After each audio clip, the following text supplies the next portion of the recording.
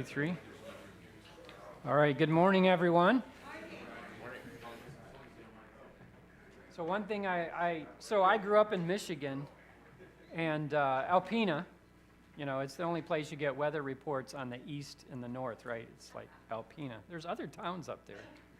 But I gave this presentation in Gaylord a few years ago, snowstorm. I'm like, no one's gonna show. I was the first one there. There was probably 8 inches on the level, pulled in. Within minutes, absolutely packed. 3 churches came. I'm like, oh yeah, these are Michigan people. Snow is just part of what we do. I thought it would absolutely be empty, but same thing coming here today. Roads between here and Lansing are not lovely at all. Battle Creek, Kalamazoo area is beautiful as always. So it's good to be here safely for the ministry of church safety. Amen? All right. Before we jump into the presentation, a couple of things about me, and then we'll start with prayer. So, the question always comes up, well, who are, Brian Kittleson. I grew up in Michigan, worked outside of Michigan most of my career, and then 8 years ago got called to the conference level. And there's really kind of 3 events in my life that moved me pretty dramatically in this direction that you'll experience today. I'm going to share those 3 events with you after we pray. So let's bow our heads. Dear Lord, thank you for each person here today. Thank you for the Seventh-day Adventist movement that's taking your message to the world of a soon-coming Savior. And the responsibility that we have to remember to be doing that every day in all sorts of different ways. And one way that is moved forward is through safety, the ministry of safety. So as we look at that today, just open our minds and hearts to your leading, to your Holy Spirit. Each one of us be filled. In your name I pray. Amen. So I mentioned 3 events that moved me pretty dramatically in this direction. The first one would be, and you'll all remember it, 1999. What school shooting was that? Columbine. I'm 6 years into my career in a boarding academy outside of Chicago, and we were just like, you remember it. Like, you can almost probably remember where you were. In the Adventist system, I don't think much changed after that. I think we were all shocked, but we said, oh, big school, urban area, doesn't apply to us. I would say generally that's how the Adventist school system responded, right? Then 2001 occurs for me. I moved to the East Coast, take principalship of a large school out there, about 400 kids, right after they had the DC sniper. And one of the people shot during that rampage was only a mile from the school, okay? So I take over as principal with not yet a safety mindset, right? Okay, kind of naive, young, first principalship for me. But this community is traumatized, like serious PTSD.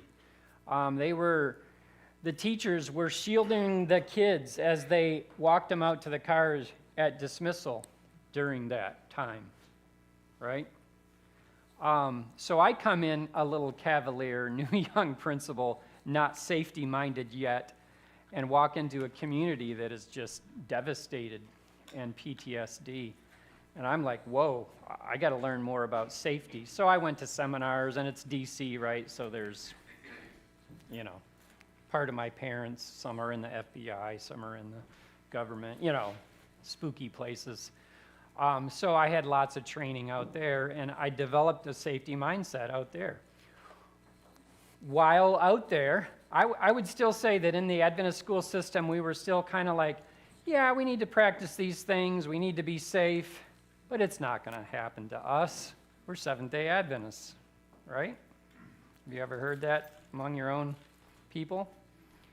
Then what happened in 2000 in 6 out there on the East Coast. Came a little closer to home. Remember the Amish community? Small one-room school. Sound familiar?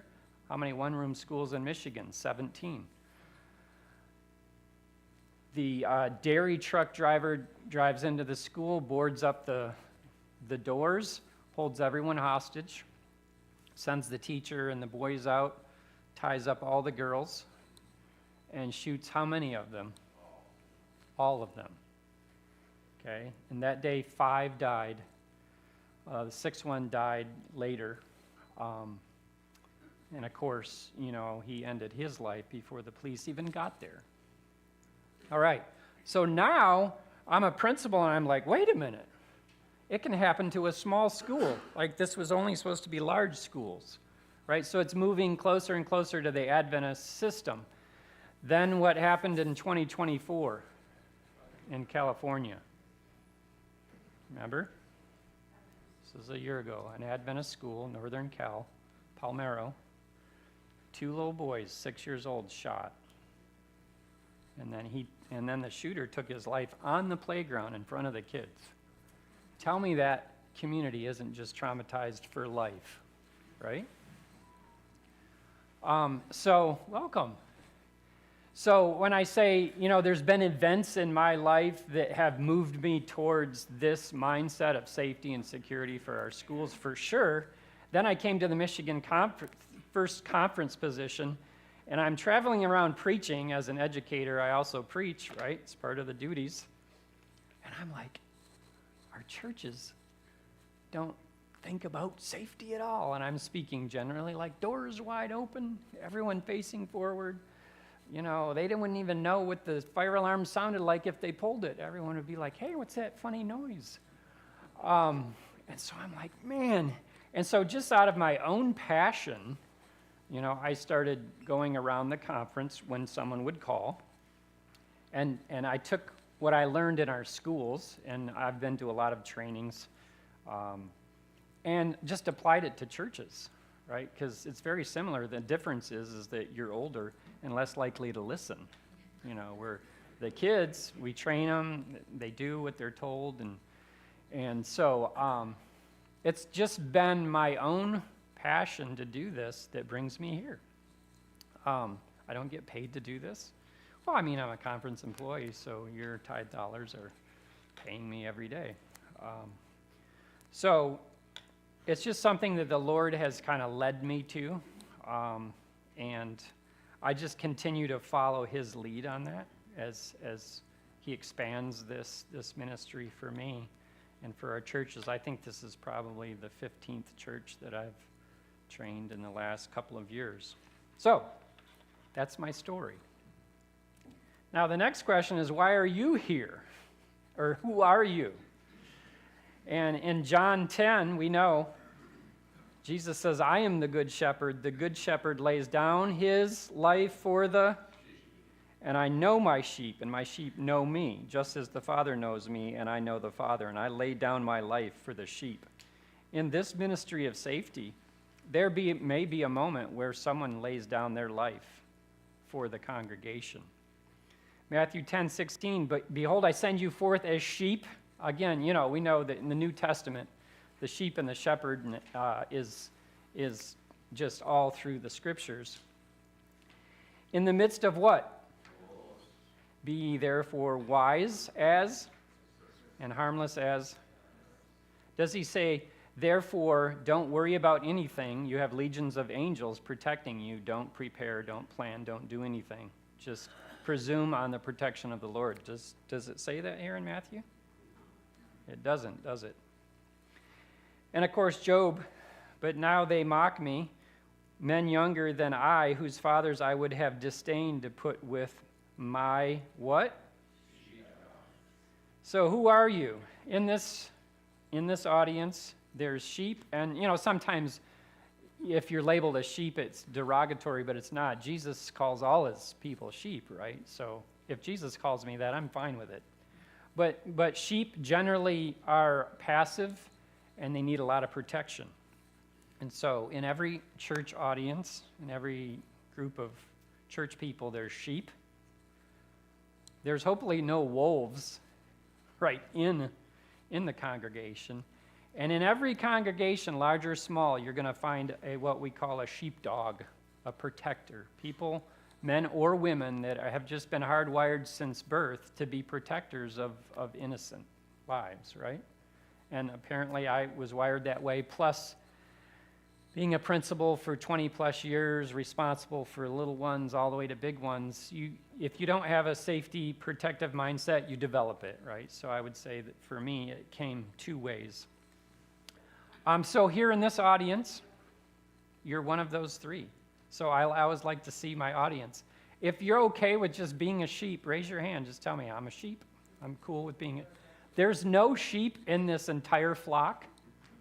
Well, there are, because everyone is a sheep. We all have to be sheep. We're all sheep, right? Jesus is the shepherd. Okay, so you're all sheep. How many are sheepdogs? Like you are hardwired to protect innocent lives, and you will lay down your life. Good. It's about a fourth. It's what I'm used to seeing. And we got a few extra sheepdogs here today from other pens. But in your congregation in Buchanan, you might have, 2 or 3 real strong protectors? Okay, that's about right for a congregation this size. Hopefully you don't have any wolves in your congregation. The wolves sometimes wear sheep's clothing. Okay, fair enough. Okay. And we know we live in a world, right, where sin and men's hearts are growing cold, and you see the violence escalating. The shootings, have you noticed, have shifted from schools to where? No surprise. I saw this 8 years ago when I came here. I'm like, the churches aren't doing anything. Like, at least put someone at your main entrance looking out when everyone else is looking this way. Like, just do that one thing. It's free. Doesn't require a budget, right? Doesn't require any equipment. Just someone who's dedicated to protecting others. All right. Recently in Michigan, no surprise here, you remember all this, the LDS Church, just, I want to say 12 minutes from an Adventist church. And guess who called me first after this event? The pastor from the church that's 12 minutes from this. Wonder why he called me. I didn't mean to sound sarcastic, but that's usually what happens every time we have an event. My phone starts to ring. Joel's phone, actually, Joel Nephew's phone rings. Then my phone rings from Joel, and he sends me to do this. Look at what happened. Drives the truck through the front door, lights the place on fire, kills multiple people. Place burned to the ground. Now, just in a little bit of irony, the LDS leadership, the GC people of the LDS, everywhere they go, they have armed security. But what is their policy with their congregations? You are unarmed, you cannot protect yourselves. But we will. That's just some weird stuff. And then Crosspoint Church, completely different outcome. A church that's prepared and planned. They've been wise as serpents and harmless as. The guy drives on. The guy is on their property. One of their safety team members comes a little late. Hey, I guess it's good to be late now and then. Sees the guy getting out of his vehicle with an AR pattern rifle and a pistol, and drives over him, hits him. That didn't stop him. He got up, started firing rounds, and their safety team, one of their safety team members, multiple, engaged him and stopped him. How many people were killed that day? 0. The wolf, right? He's being filleted and eaten for supper by the sheep. I don't mean to make fun of this. I shouldn't have said that. That's why we're not officially recording this. I'll have to edit some of these things when I do this officially and upload it on our website. Okay, so you see the difference. Preparation, planning, completely different outcome. And so that's part of what, that's what we're going to really see today, and that's what we're going to do today, is we're going to teach a preparedness mindset, a safety mindset for everyone. And, when the pastor or someone in the church calls me, I say, listen, I want everyone that attends your church to attend this, because I want everyone to be thinking the same way, or approximately. You can't get everyone on the... But generally, we end up on the same page by the end of this 6-hour presentation. Lunch. PMC brought lunch. Thank you. Oh, no, understand. Does everyone know you? Hopefully not. Tell us who you are. I'm Michael from Pioneer, and I've got some Pioneer people here as well. Oh, good. We got Pioneer people here. Fantastic. And what do you do there besides lots of other things? I chair the Safety and Security Committee and the safety. Good. Excellent. So, and I know we've got, 4 churches here total? But you guys will all know each other by the end. Okay, a couple more texts. Proverbs 21:31. Let's read it together. You ready? The horse is made ready for the day of battle, but victory rests with the... There we go. We put it in his hands. We prepare, we plan, we train. Abraham had how many well-trained men when he rescued Lot? 300. How were they trained? Well-trained. So if swords and shields were the armament of the day, if they were here today, what would they have? Firearms and body armor, probably. Okay. The prudent sees danger and hides himself, but the simple go on and... So I just personally don't want to be simple, right? So if you choose this mindset that says, I just had a lady... I'll just say at a church, it was my church, and, tell me on her way out that we don't need safety. We've got legions of angels. She was mad at me. As she stepped out onto the slippery sidewalk and almost fell, I thought, if you had fallen, would you have wanted me to get our first aid kit and help you? Or just let the angels swoop down and, that's presumption. Right? Now, that's me being sarcastic, but one of Satan's 3 temptations was what? Satan took him to the top of the temple and said, jump, because legions of angels will catch you and bear you up. And what was Jesus' response? Don't tempt the Lord thy God. Like, that's presumption. There's faith and there's presumption. And when we move over to presumption, I just think it's unhealthy to be in presumption.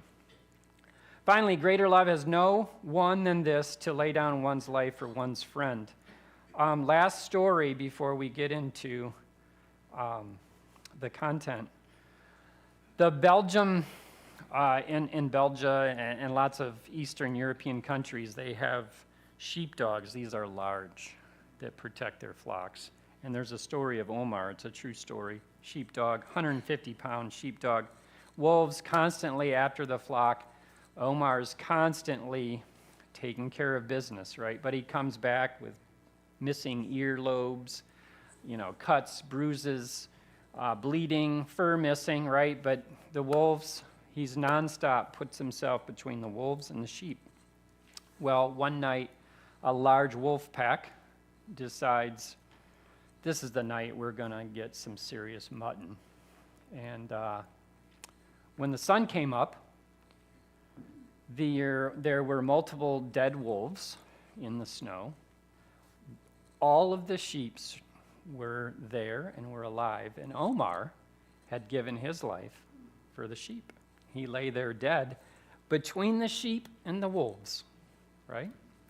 So there's Omars in every church, and we need to empower them and strengthen them to do this ministry. We don't need to tell them, shame on you, Omars, get out of here, we don't need you. We've got angels that protect us. How dare you be standing around looking for bad people? You have a lack of faith when you do that. And you shame the Omars, and then what do? They go somewhere else, right? because you can't un-Omar the Omars, right? I mean, they are who they are. The Lord gave them this desire to protect other people, and you can't un-Omar them. Okay, and finally, Ellen White. Now, this is in the context of sanctification, but his victory is an assurance that we too may come off victors in our conflicts with the enemy, which we could have conflicts with the enemy, right? But it's not our Heavenly Father's purpose to save us without an effort on our part to cooperate with Christ. We must act our part in divine power. Uniting with our effort will bring victory. Did you know Ellen White traveled with armed security? A lot of people don't know that. They're like, what? Not Sister White? She didn't carry a Derringer under her black dress. But Willie had a shotgun. They would shoot, birds that are clean to eat until I think the health message finally worked its way into her psyche. Did you know that one of her armed men stopped a civil, it was a black man they were attempting to hang him, and one of her armed men stopped it. He didn't shoot anyone, but he used his revolver to end that problem. So sometimes we're just shocked by this, and we realize that, this is a thing. Okay, so I already talked about faith is not presumption. I'm going to skip past this slide. And by the way, those of you that like things electronically, if you email me, I'll send you this PowerPoint electronically. Use it however you want. Use it for your own church, your own safety teams. I built this, but I just want to share it far and wide. Okay, so today we're going to do three things. We're going to talk about personal safety. So if I can train an entire congregation to be more aware of their surroundings, notice that someone just walked in from my right side, notice that, I can see out the back door and I just saw something move past that door, but I'm not paranoid, okay? I'm just aware of my environment. We're gonna learn how to do that if you don't know how to do it. So personal safety. Then secondly, we're gonna do active assailant training for a congregation, like we do in the schools. We do this in the schools all the time, 4 or 5 times a year. Kids, by the way, love to train to do these things because it gives them a sense of empowerment, right? They see on the news all the time, school shooting, school shooting. They've grown up in a life where school's not safe, right? We grew up, school was safe. Churches are safe. Not anymore, and they've grown up this way. So their minds are completely different. So you empower them, you show them that there's ways to increase your odds of surviving. We don't say that to 6-year-olds, right? We make it fun, we make it game-like. But the kids love practicing this. They feel like, okay, I have some sense of control over my life, right? And the teachers appreciate it. High school and middle school kids love it. They're dangerous. I had the police come into my school and train in my school out in D.C. because, why not get just free training for your kids and for your staff and just invite the police in? So they would come with their blue guns and the high school I just did that on the high school side, I didn't have pre-Kers working with the police blue guns. But they loved it. They just learned, and the police, they'd talk back and forth, and then they'd try a scenario again.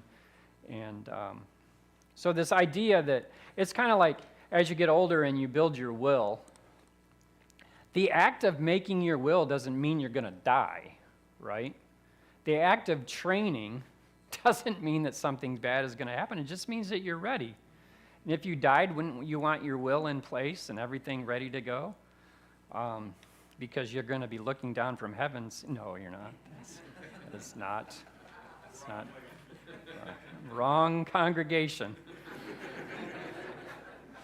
I did go to Texas a while back and did a church training there where I was a participant. But anyway, it was on Sabbath. And the speaker, who's a Sunday preacher, he preached for 2 hours. That was the opening thing. It's a 2-hour sermon, by the way, Pastor, a 2-hour sermon. 2 hours. and he's preaching away. Our job is to protect our sheep from that. Protect your sheep. Right. You just pull the microphone. No, but anyway, I was sitting there as probably the only Seventh-day Adventist in the crowd thinking, here's a Sunday preacher preaching for 2 hours on Sabbath. I just soaked it up and loved it. I thought, he's finally got the right day. I didn't say that. Hey, hello. There were about 500 people there. Okay, sorry, I'm a little ADD. I get off track. Okay, so we're going to talk about personal safety. We're going to talk about active shooter. We're going to do some training. We're going to have some simulated gunfire. You're going to be nervous. We're going to talk about it. And then at the end, we're going to go to the fellowship hall and we're going to do some drills. I'm going to teach you how to disarm someone. It's really pretty simple. And why not add a skill? Practice on your spouse or your friend, just surprise them when they're walking out of the bedroom in the morning and take them down. But I like you to go away from here with, okay, if I happen to be the active shooter walks in and I'm right here, wouldn't you rather have a skill than no skill, right? Even if you haven't perfected it, like if you're 80 years old like I almost am, you probably shouldn't practice this every day. You might end up in the hospital. But why not practice it a little bit till, I believe in kind of one skill that you do over and over and over and over, so it's until it's just so natural you can do it pretty much anywhere. And we have a highly trained person here today. Oh, is that a secret?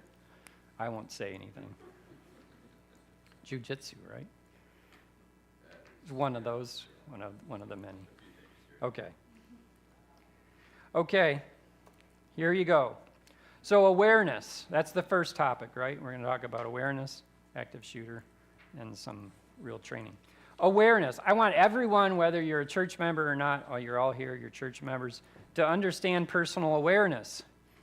Different personalities have different levels of awareness.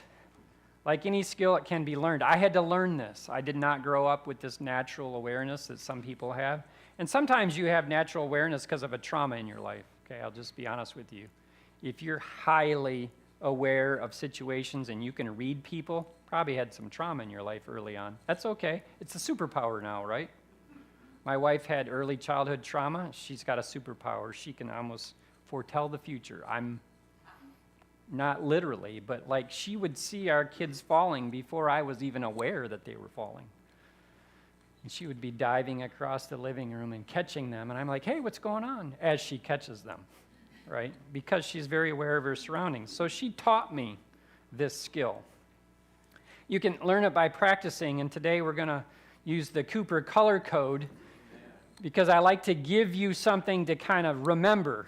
And this is way back from the 60s.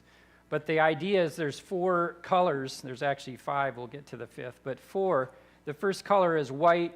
You're relaxed, completely unaware. Okay? That used to be how I lived my life. Like just growing up. Like everybody was nice. There's nothing to fear in the world. That's how I grew up in Alpena.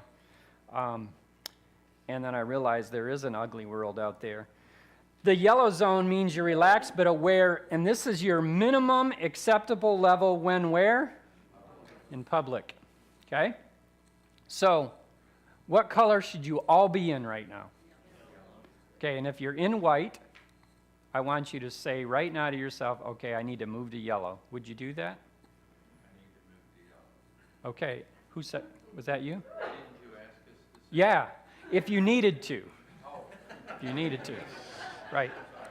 Clearly you needed to. All right. Yes, ma'am. Just a bit on how the different personalities. Yes. I nibbled at it a little bit.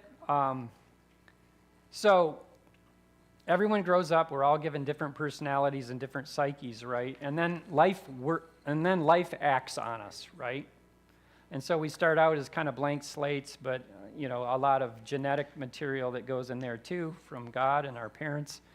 And you might have predispositions to things. But I think really life acting on you creates this mindset more than just a genetic code, right? So things that happen in your life early on teach you, I need to be aware of my surroundings. I need to read people better, because if I can read that my dad is acting a certain way and then an hour later he beats me, right? I learn, oh, so an hour before he beat me, I noticed this.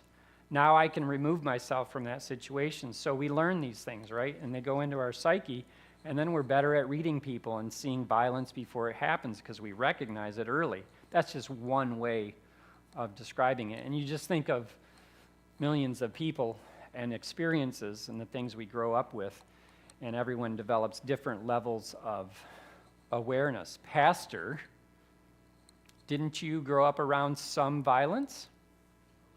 In where? Right, I'm thinking of Africa?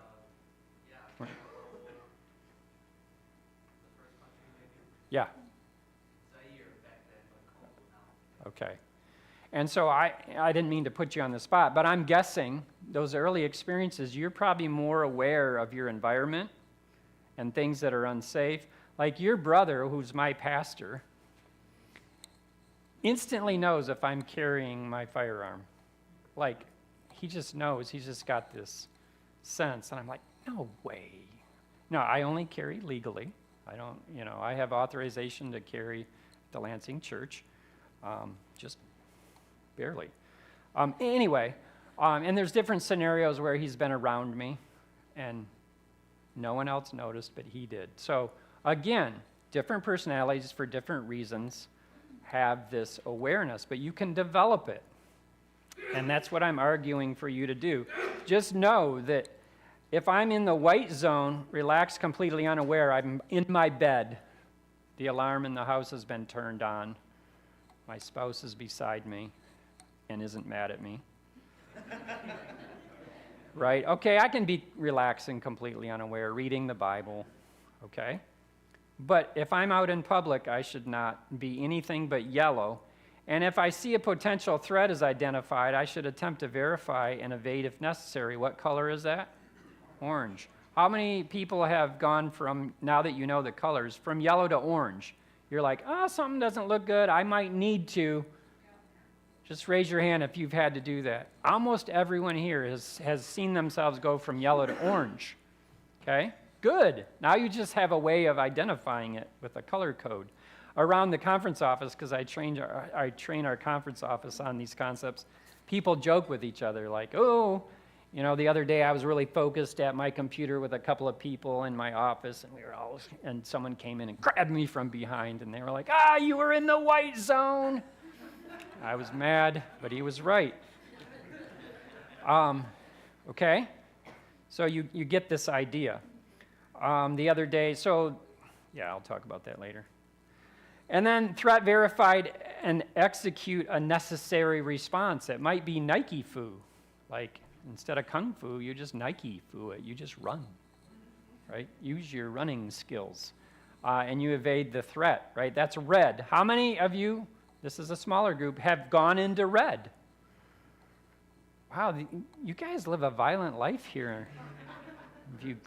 Man, I've never had that many people in a group this small raise their hand that have gone to red. We don't have time for your stories, but they're fun to tell. Not fun in that sense, but for everyone to kind of hear that this is how I had to go into a red zone. Haven't identified a red zone, but actually I left my car with my two kids locked up and it went somewhere to get something, and all of a sudden the Lord put troubled water all over me. I don't know why I'm not supposed to be here, but I'm out of here. Didn't identify it, but I listened. See, the world calls that the spidey sense, right? What do we call it? The Holy Spirit, right? You'll never know till heaven what he saved you from, but that was you listening to the Holy Spirit, right? Okay. There's one more color. I never want you to be in this color, and this is why we're talking about this, because when you plan and prepare and practice, you'll probably never go into this color. And what is this? Let's read it. Panic, frozen, or in shock. Breakdown of mental and physical performance. You just curl up in a ball and just whimper. okay? I don't want you to ever be in that color. Okay, I told you this would be interactive. If I press play on this video, are we going to hear the sound? I'm asking my audio people. Yes? This is an embedded video, and I'm going to press play.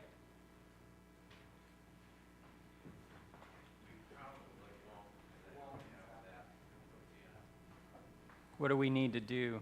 Because I have multiple videos throughout the presentation. Well, here's what we'll do while he's getting that set up. Welcome, by the way. How many of you did not notice them walk in?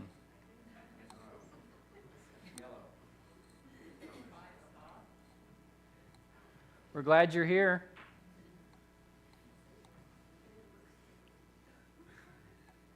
Okay. Here's what I'm going to do. I'm going to play the video, and I'm going to narrate it, and then eventually we'll get sound maybe by the next video. Okay, so if I'm the narrator of this video, this woman was on her phone in public. This is not a high-crime area, but she was completely unaware. The guy came up behind her, put her in a rear naked choke, passed her out within 3 to 4 seconds. Look at, passed out on the ground. He could do anything right now, but he did the one thing he wanted, and that was took her purse.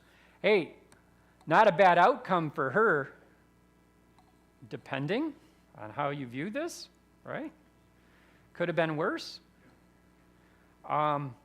So the point here is that when you're in public and you're completely unaware of your surrounding, these kinds of things can happen. And if you're a female, it's more likely to happen to you than a male, just statistically speaking, right? Because you're a more vulnerable population.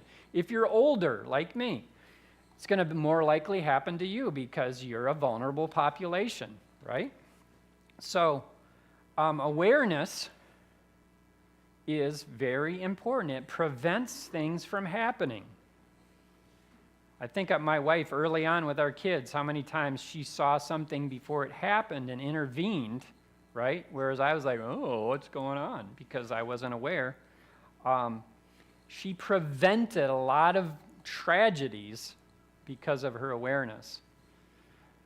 This lady did not prevent the crime that happened to her.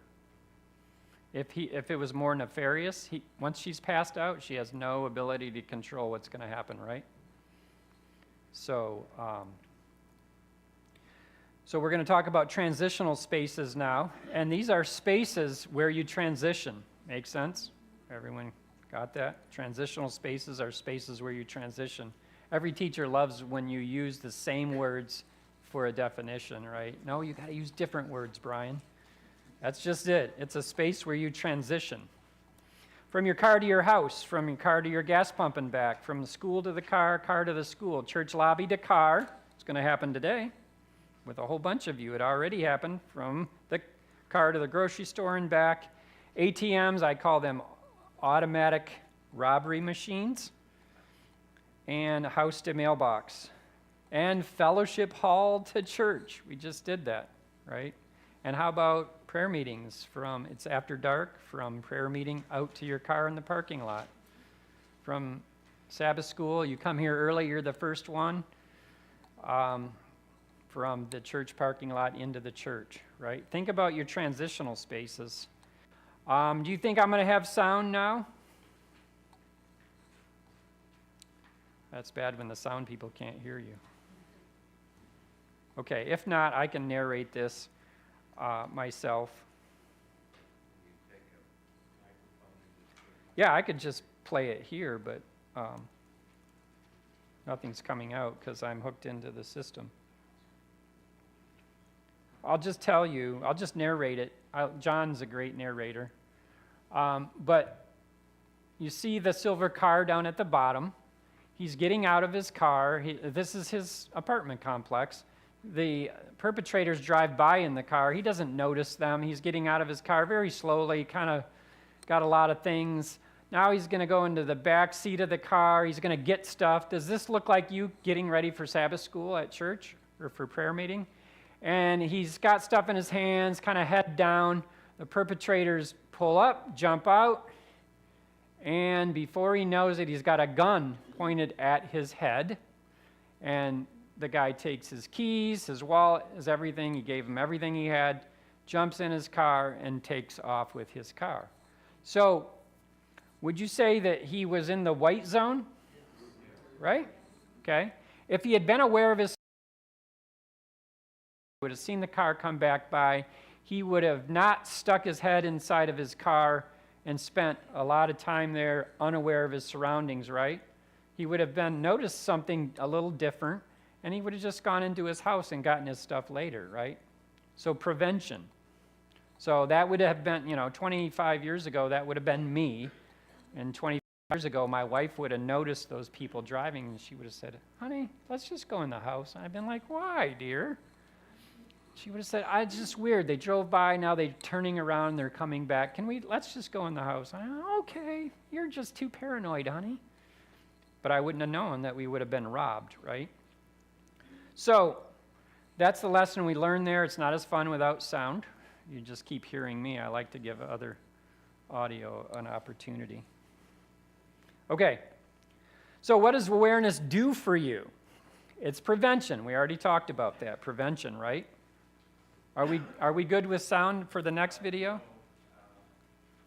You should be able to go into your computer and tell it to do sound Locally? over HDMI. Okay. And then I'll bring a mic that we can pick it up.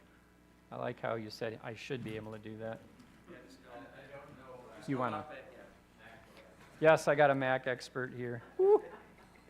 Thank you, Mac expert. Do you have a name? Jason. Jason. Thank you. Yeah, it's just not as fun without the audio. And if any of you follow this particular content, you'll recognize his voice.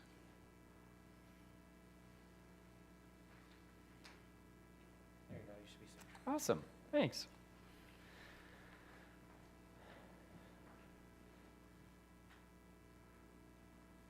Okay. So, Do you have his website? You want to show that? I have the videos embedded. I could show his website. I have a few more videos, so we'll. So if it, Oh, yeah, and I'll just yeah. put it. Thank you. That's a workaround. Okay, so real quick, what does awareness do? Prevention. The second one, let's read this together. The second bullet, you ready? Awareness buys you time, and time buys you options. That's what awareness does. It buys you options. And it's so important because if you're not aware, your first option might be that the person's on top of you, whatever, and now you might have to use deadly force, right, to get out of that if you carry a weapon. But if you could have been aware, you could have just prevented it and nothing would have happened to you, right? I mean, it's like life and death concept here. And you protect others when you're aware, right? It allows you to protect other people. So those of you who are hardwired to protect others, if your awareness skills are high, you might be a good protector, but you have low awareness. That makes you like a below average sheepdog, right? If you're a protector and you have good awareness skills, now you're Omar. All right, so we like to show some success now. So the first two videos were a lack of success, and now this video is going to The show. woman here standing on a street corner, a couple of guys roll up behind her on a motorcycle, get off, and they are here to grab her purse, which she is able to throw over the side of this wall here and just absolutely get out of the danger zone. Let's watch it again. They're coming up right behind her because she's paying attention here. She's able to see them, cross it, yeet it over the side of the wall, and get out of there. I mean, she won, right? I mean, she didn't lose her purse and she got away without getting hurt, so. Assuming she can get it back from whoever she yeeted it to. Hopefully, maybe. Whoa. My microphone pushed the forward button. Okay, so you see the success there. You notice that she hears the motorcycle slow down before she sees it even. She sees the motorcycle slow down. She turns around. She immediately responds, right? And basically gets rid of whatever it was they were after, and they drive off. And she probably had to go convince someone that her purse was over that wall. But much better to be safe, right? We're going to take a little moment to pair and share now. This is a teacher thing that we do in our classrooms, so it's like being back in the classroom. I would like you to turn to one other person and share with your partner I want you to describe your transitional spaces in your life, okay? And how you navigated them before today and how you will navigate them from here on out. As an example, if we were partners, I would say to you, one of my biggest transitional spaces, because I travel at night a lot, school board meetings where the saints come together and argue. I'm leaving most board meetings between 9 and 10 p.m. and have anywhere from an hour to 3 hours home, right? What is my most likely transitional space that's unsafe for me? Gas station, right? Late at night. So I would tell you that in the past, I'm very unaware. I'd be stuck in between the car and the gas can thing, kind of tied in there, with the thing on one side of you and you can't really move. I don't do that now. I do the thing, I fill it, and then I stand back. I don't want to be trapped in that space, right? I don't want that cord wrapped around me or trip over it. I stand back, and then I just stand and do this. I'm not paranoid, right? Some people say, oh, it must be terrible to live a paranoid life. No, that's just me being aware of my surroundings and preventing a crime. Someone a few months ago, because I was aware, I saw him coming. He looked right at me. He's driving. I'm like, that's weird. So what did I go from? What color? Yellow to orange. Just from the eye contact. This is weird. This guy's looking right at me, driving towards me.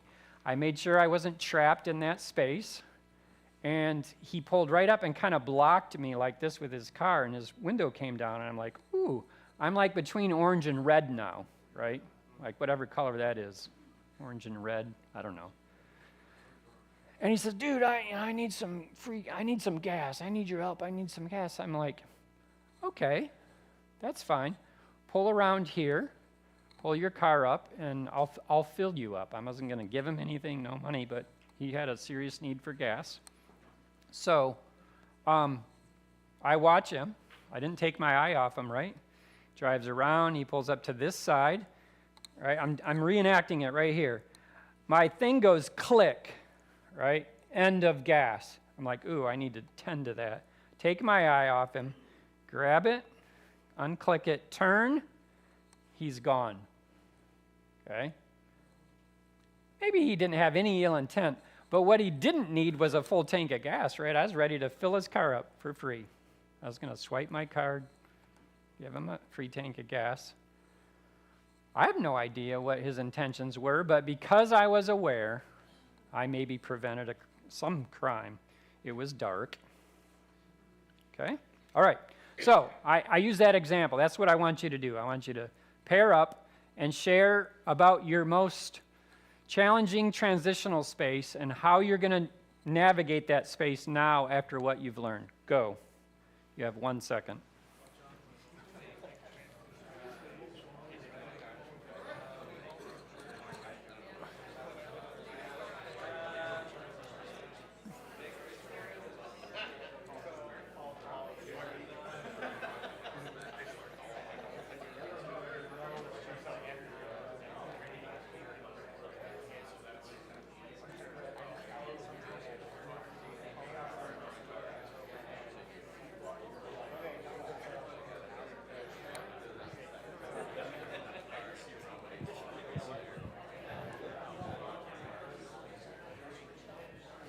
Welcome. Where are you guys from?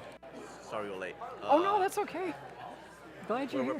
From Pioneer Memorial Church. Pioneer, fantastic. Welcome. Hope you're not too, we'll make it, it's going to get fun at some point.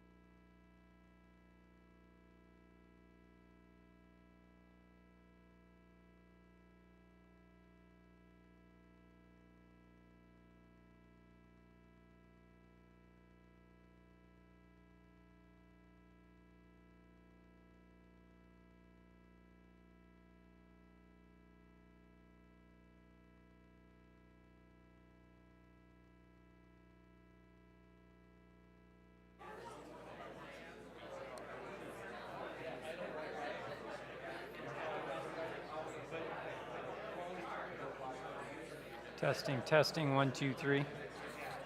Can you hear me? All right. Welcome back. All right.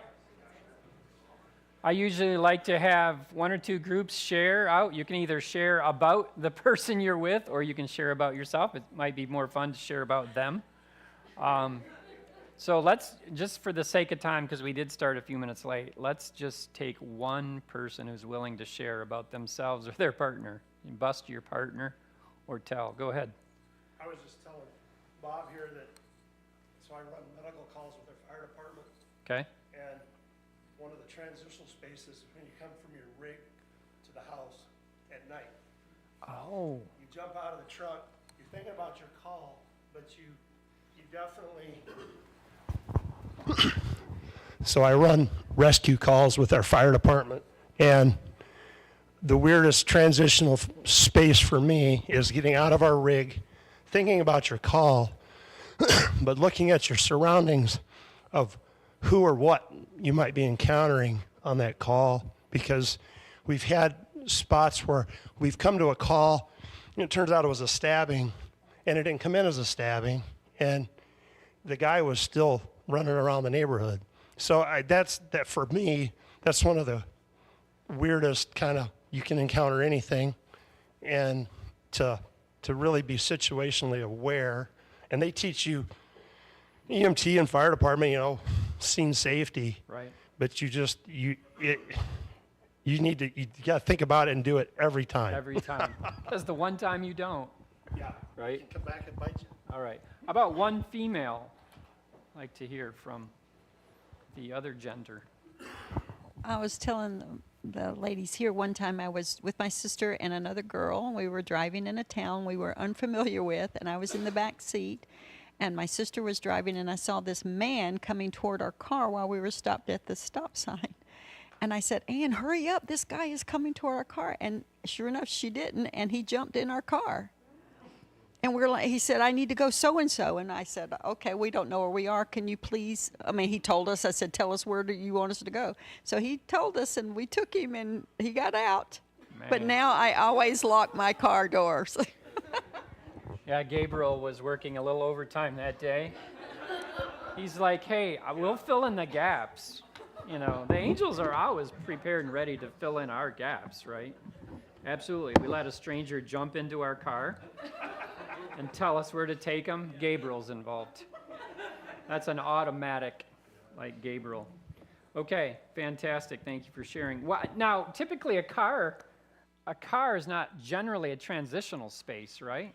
But the act of stopping at a stop sign made him transition into your car, right? So usually the car isn't a transitional space, but for you that day it was. Yeah? Oh man. Nowadays the cars mostly lock automatically. You can turn that feature off or on. I wouldn't turn it off. Why would you? Yeah. Okay. For the sake of time, I do want to catch up a little bit. We're all adults. If you need to use the restroom, just get up and do that. Is it this direction? Like in the airplane, the restrooms. Of course, you'll have to walk out in front of everyone, but we will take another break. I promise at the next break, we'll actually break. I'm just trying to make up a little time. Okay? Does that make sense? Are we good? You're all adults. Take care of business. All right. How was that break? I was unaware of it. See? Right. Okay. All right. So we're actually going to do an active shooter training now. Oh, see, normally on this break is when I hide my gunfire simulation box. Now you're going to see me put it out. So that's fine. I'm going to put it out right now. You know what? No. I'm going to play a video and distract you. Okay, so there's 4 mental stages in every emergency. In any scenario that comes your way, it's called the OODA loop. You don't need to memorize this, it's in your notes, but I do want you to be aware of it. And when we do some of our simulated gunfire, I want you to like mentally notice your OODA loop. And you're like, well, what in the world is an OODA loop? Well, we're going to talk about that. The first O is that you observe something in your environment, right? Okay? Then you orient. Your body usually physically orients towards it, right? So those are the two O's for ooh, right? And duh is decide. Or duh, right? Like, what am I going to do? I'm not going to the black frozen zone and do nothing. But you're going to decide. You're going to decide something, right? And then you're going to act. And this OODA loop occurs in every brain, every human's brain, right? You can't not do the OODA loop. Some do it faster. Some do it much slower. If someone came in right now and started shooting, where in the OODA loop are they? How far ahead of you are they? 3.5 steps ahead of you, right? Who's behind the curve? You are, right? So then what you're going to do is you're going to observe what's happening. You're going to orient. You're probably going to turn towards the shooter. And then you're going to decide, what am I going to do? Someone's shooting. And that might take you up to 5 minutes if you're a slow processor. All right? And then once you decide, you're going to act and you're going to do something, right? Hopefully other than freeze. And so the importance of this OODA loop is that what's your name, the guy at the camera in the back? Jeff. Thank you, Jeff. If Jeff's awareness was good and he heard the back door open and he turned and he noticed a rifle or a pistol and he moved into a position and tackled the guy or even just threw his camera at him or said, boo, whatever, what would happen to the attacker's OODA loop? Where would he go? Did you hear that? He has to start over. He's getting ready to act, but someone throws a hymnal at him or throws Ellen White's book at him, one of her books on the ministry of healing, which is an awesome book, and hits him in the head with the red book. Where is he now? His loops had to start completely over. And where are you? Now who's ahead? So this is why I teach the OODA loop, because I just want you to be aware of it and know that that's how these scenarios play out in any scenario in your life, okay? Whether it's an active shooter or not. So that's the OODA loop. Okay, so this video, I'm going to pause it. Yeah, I think I paused it. It's a little bit intense. It's all acted out, but it's intense. You'll have an emotional response, okay? I apologize in advance because the setting is a bar, which all of you should be unfamiliar with, or unless you go and give Bible studies there, then that's fine. But I like it because it really kind of walks you almost inside of an active shooter scenario, and it creates this kind of emotional response, which I need you to experience, because in a real setting, it's going to be 20 times worse than this, right? So I'm trying to inoculate you a little bit to a little tiny amount of stress, all right? And while this is happening, I'm going to do something that we're not going to talk about, okay?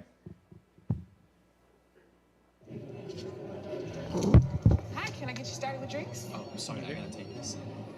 We'll need a minute.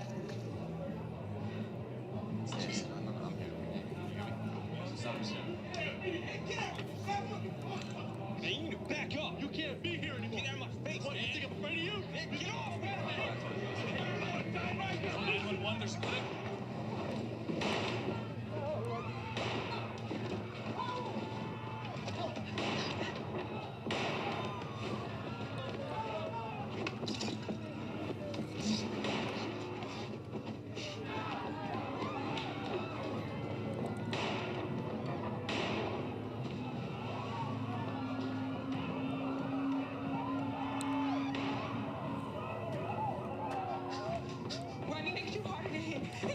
your chances of survival. Don't go up here. Police, where is he? By the bar, blue jeans, black shirt.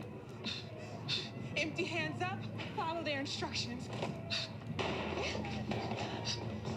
I'm in the direct line of fire if I head for either exit, but I have other options to help me survive.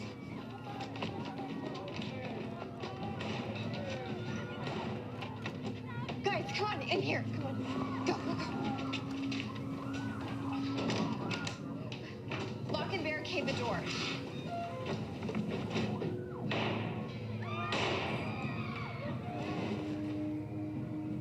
Both my exits are blocked by the shooter.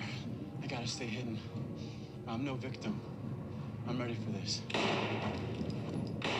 He's applying direct pressure to the wound to stop the bleeding until we can find a tourniquet. In the meantime, turn off your phones and make a plan to defend yourself.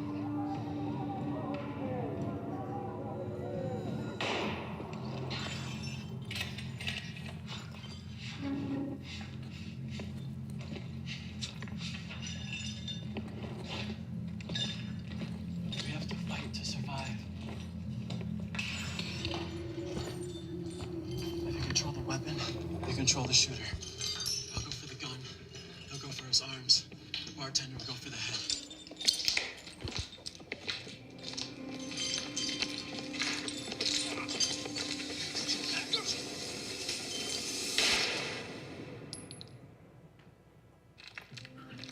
Where is he? We got him right here. Please, show me your hands! Over here.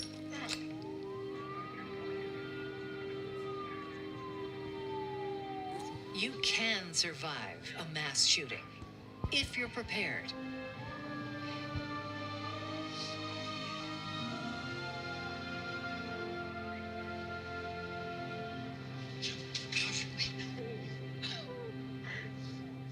Remember, run, hide, or fight. Run. Wherever you go, be aware of alternate exits. Sorry.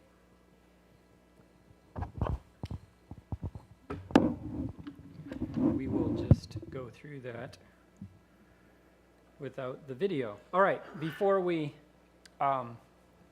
go into the run, hide, fight explanation, how many had like a little bit of an emotional response to that? Raise your hand. Yeah, so you're human. It's good. I've watched this video, I can't count how many times, and I still have a little bit of an emotional response, but guess what? Less and less and less. So that's that inoculation, that's that insensitivity that we develop over time when we're exposed to something over and over, right? Which can work to our benefit, and then we know that Satan likes to use that in the world of sin, right? Where we have this pattern that repeats in our lives over and over until it no longer has an impact on us, even though it's a bad thing for us, okay? So this is what we teach in our schools. We don't use this video. We have a school version of this. But the concept of run, hide, fight, I don't want you to try to memorize any of these bullets, okay? Because in a bad situation, you're not going to remember any of these bullets. All I want you to remember is run, hide, fight, and we're going to talk about that sequence of run, hide, fight.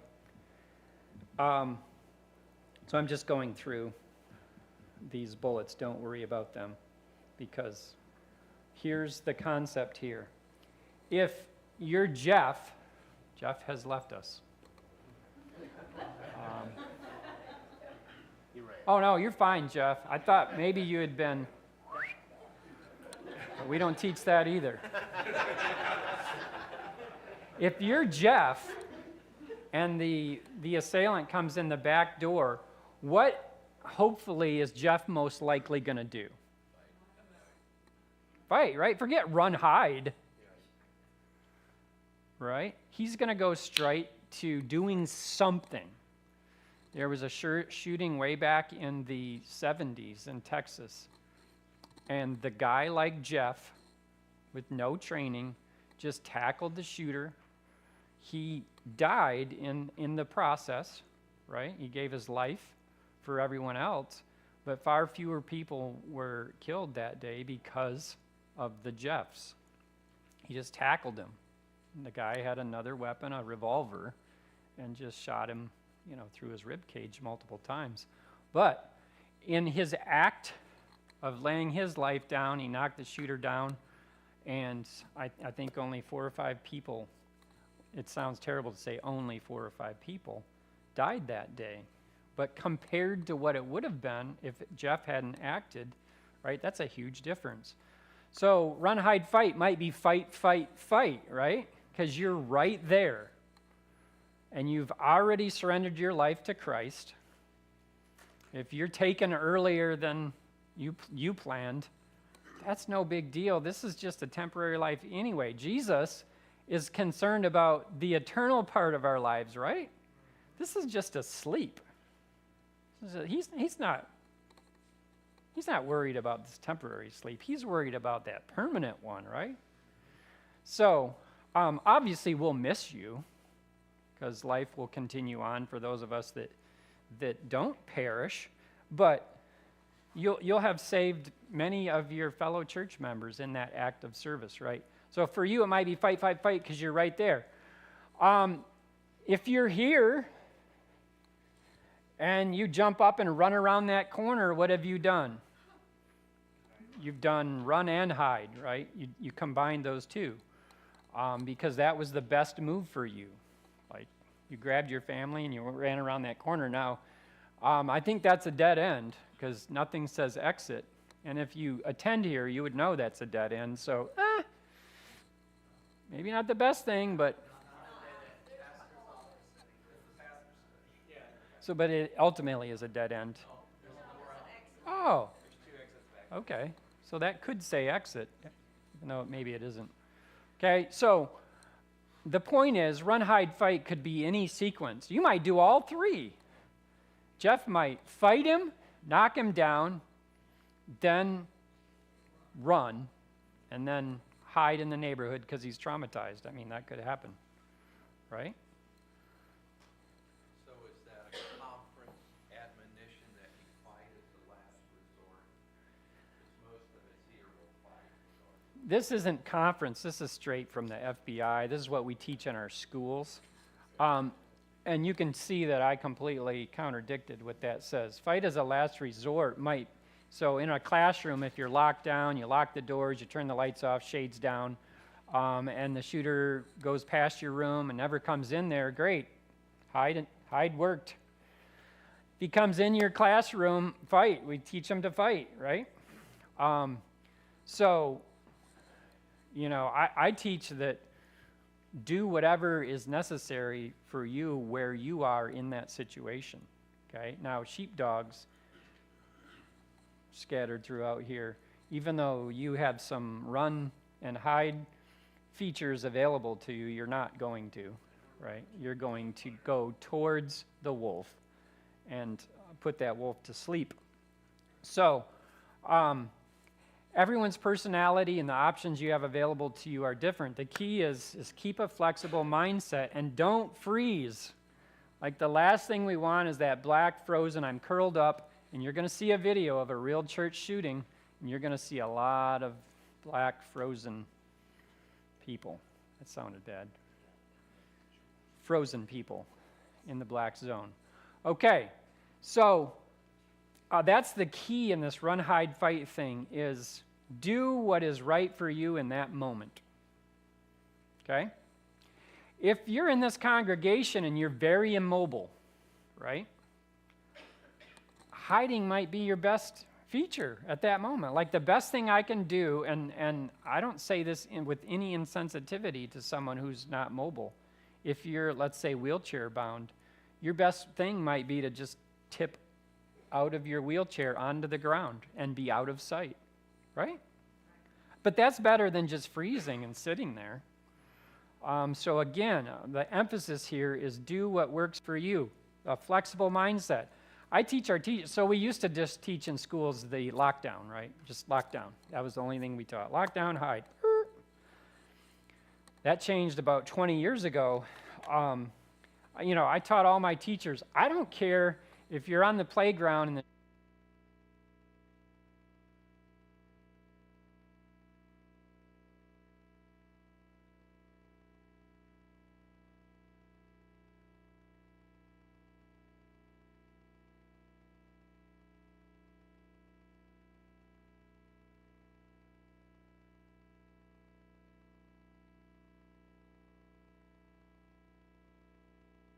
that we taught, where you just hide on the playground, you're going to just get under the slide and hide, right, and probably become a casualty. I'd much rather look through the neighborhood for these missing 6-year-olds than have to tell their parents they didn't make it, right?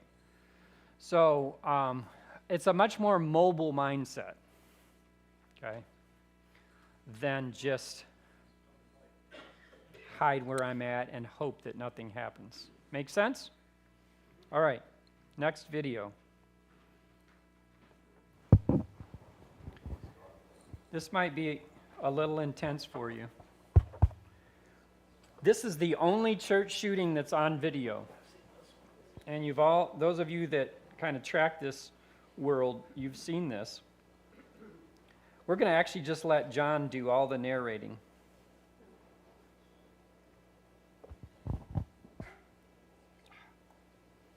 Oh, that's right. This video is age protected. So let me get out of my browser here.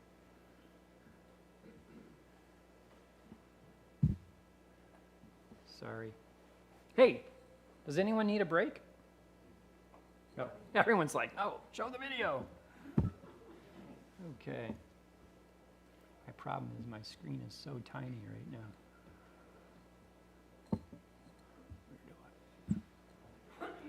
Usually I have this queued up. You weren't young enough to watch this.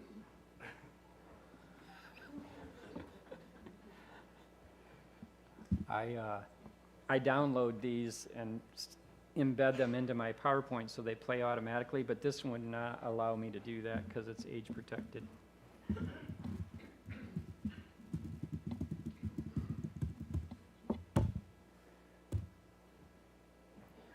Okay, and it's got to be John's version of this. Everyone did a video on it, but did you see it yet? No, that's donut. I should have done ASP. I'll just type that in. ASP. There we go. Okay. I understand and wish to proceed. Today we have a breaking incident that just happened in a house of worship, and I want to say thank God to those who protect their flock.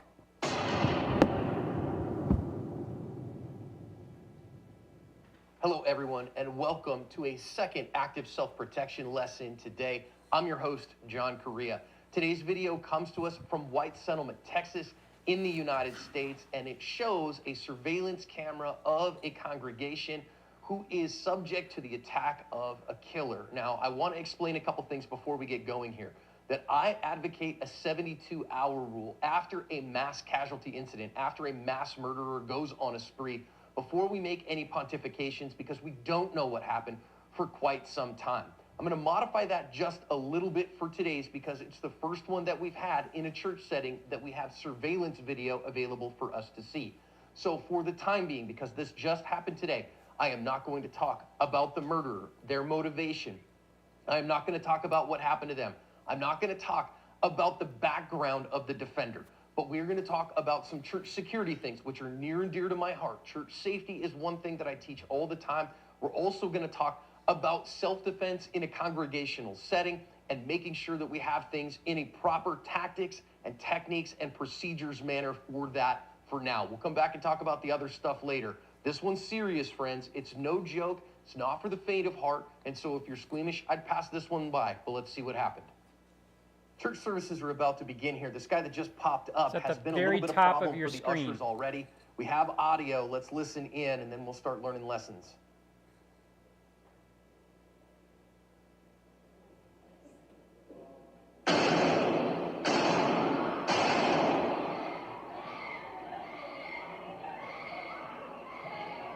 Notice the audience, the OODA loop.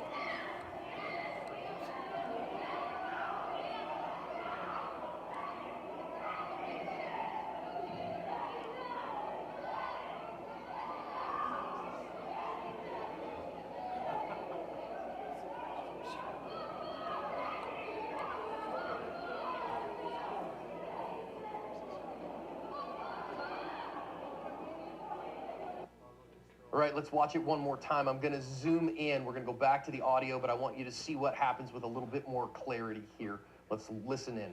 At the top of the screen there.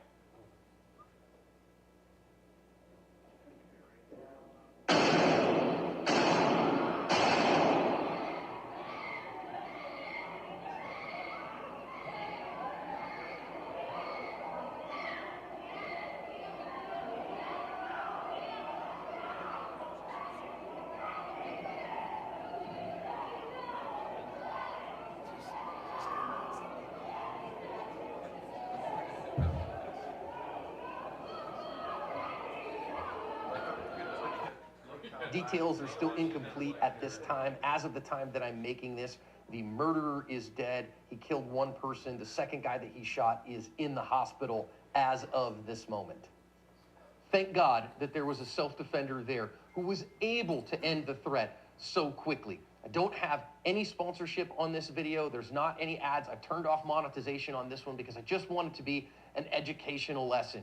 There are so many lessons for us to learn in the initial phase, just looking at the video all by itself, that I want us to pay attention to. We'll come back again and learn some more in the pre-phase, but let's think about significant lessons here.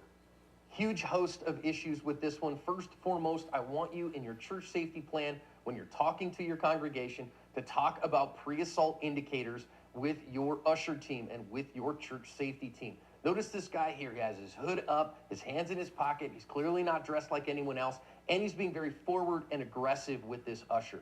You've got to learn as a greet team, as an usher team, when you have somebody who is obviously an emotionally disturbed person, to intervene early. You might have been able to get this guy out of the congregation earlier to deal with this problem in an earlier manner. But you want your church to be open, welcoming, and inviting, so I get it. They don't have that stuff.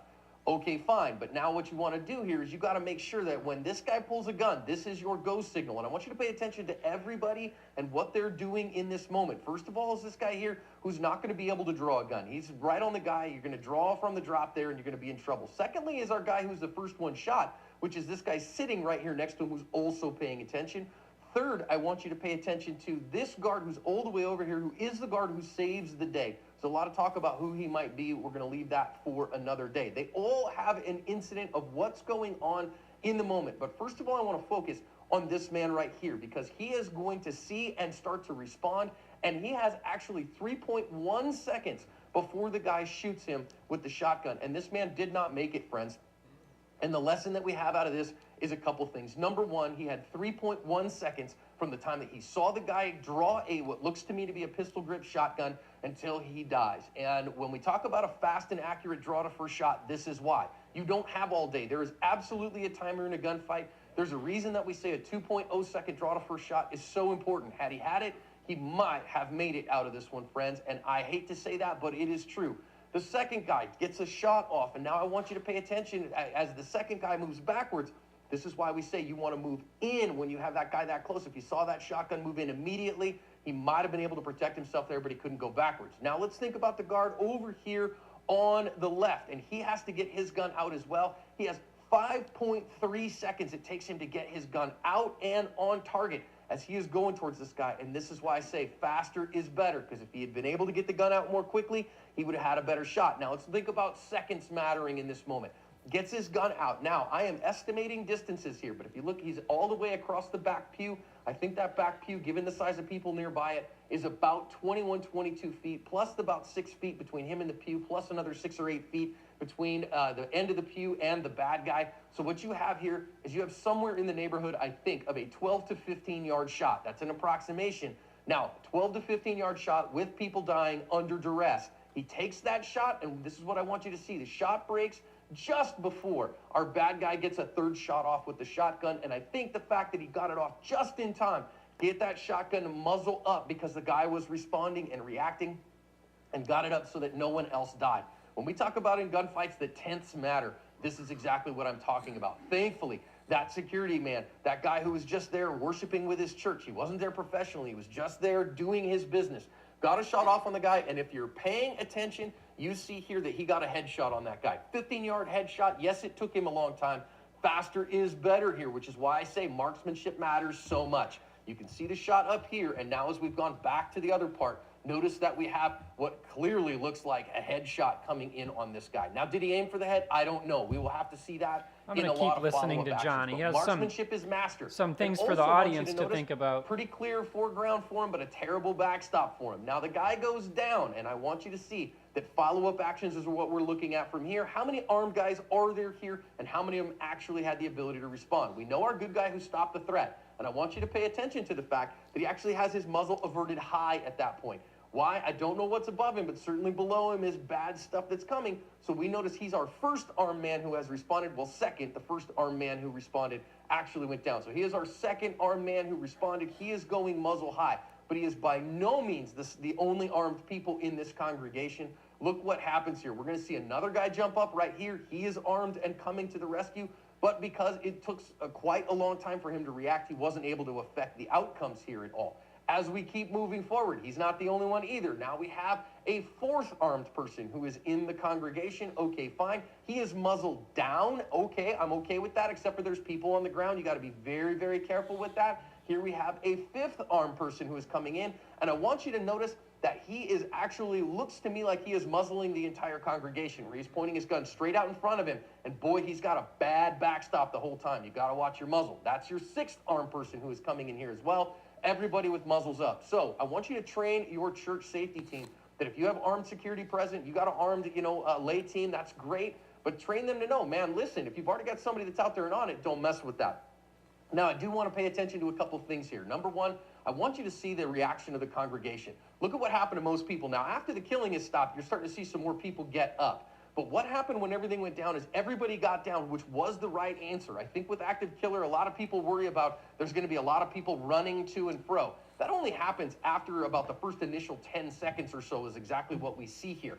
And instead, everybody initially got down, which was very good for the defenders, which gave him a clear line of sight to get a good shot. And I also want you to pay attention that all these armed guys now are all swarming on this guy. You have to communicate as a church safety team. You have to know who's in charge in any given moment.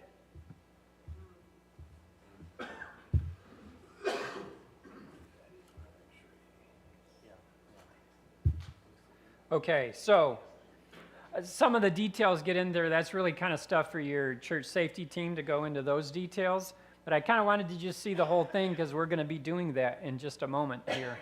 Not that exactly, but our version of it. So a lot to learn there.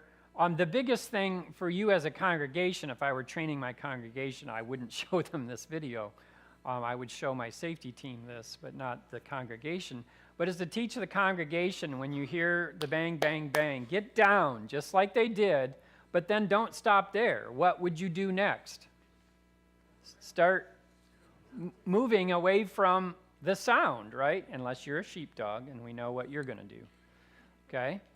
So that's what the congregation didn't do. Now, thankfully, they had an armed defender there, and we know a lot about him now because that's been a couple of years. He was a range instructor, and so he shot every day. So imagine if they hadn't had any protection. It'd have been a completely different story. So what we're going to practice now, I hid my simulated gunfire box somewhere around you. I want you to just be ready. First of all, if you came here carrying concealed, I want you to take that out to the car right now because I don't want anyone in a moment to panic and do something because they weren't prepared. So that's just my little reminder if you're armed. Secondly, the gunfire that you're going to hear is only about 8 to 10 decibels below the actual loudness of a 9mm handgun, okay? what that means is it does not cause hearing damage, okay? So no one needs to put hearing protection on, even those who might be close to it, wherever it is, right? Now, here's what I want you to do.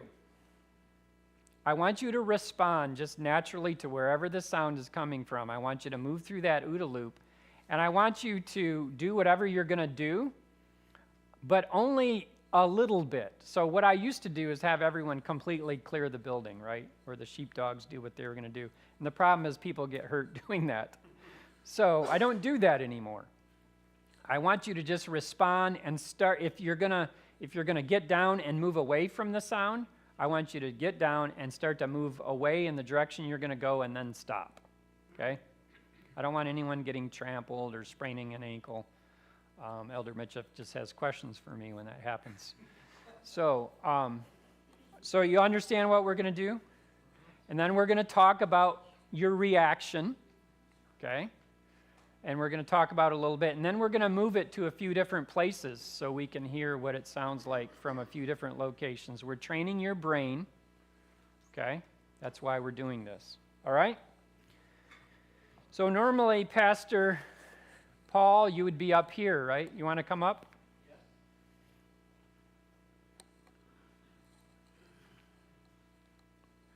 And if you can turn his mic on and just go ahead and start preaching. Not that any bad situation is only going to happen when you're preaching, but we're going to use that scenario. Read from the Bible. Is that okay? Go ahead, yeah. All right. We pray to our God and posted a God day and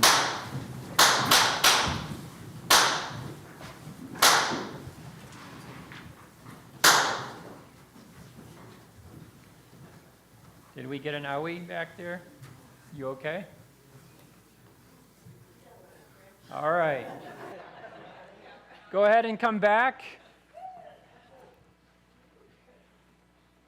Hey, Kevin? Kevin? Yeah. Would you grab it and move it?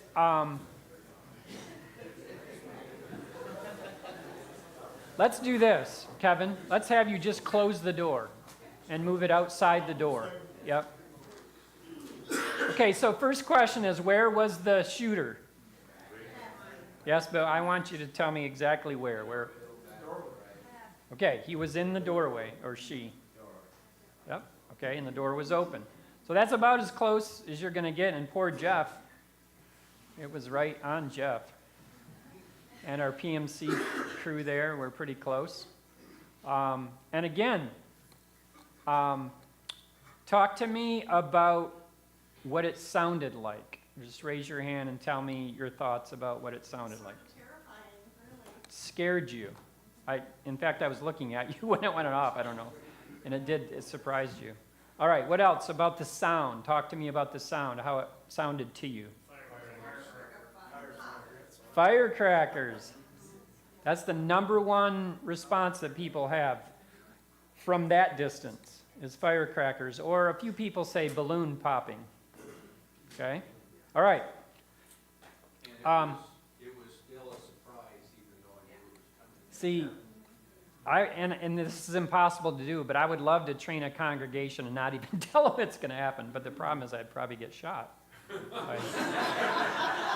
Someone, some saint is carrying a firearm, and they'd be like, "Wah, bam, bam, bam, bam, bam," and then I go down, and it's over. So that's why I don't do that. But that would be so interesting to compare people's response pattern with zero preparation, rather than, knowing that it's going to happen. Oh.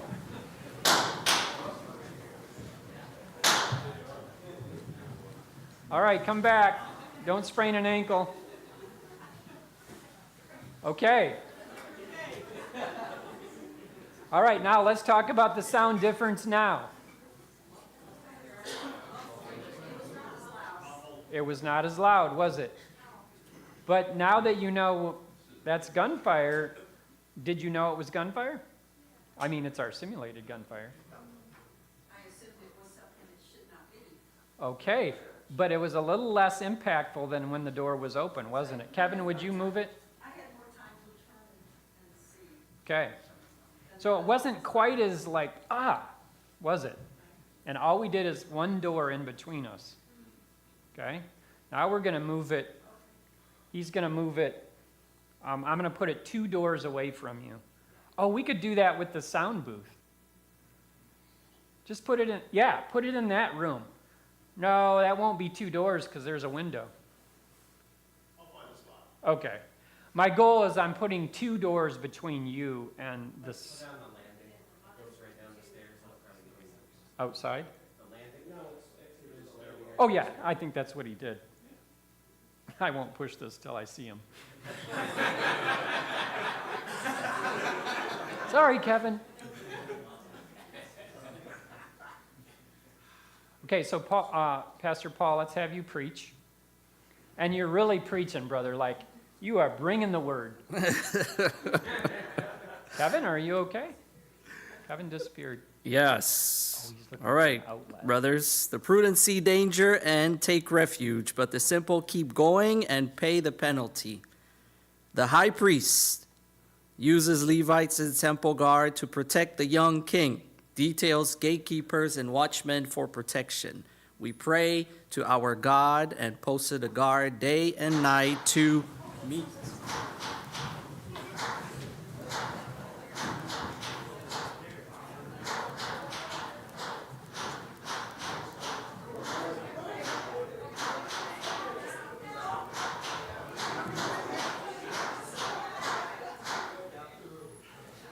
Did you guys take care of him? Did you guys get him? Did you get him?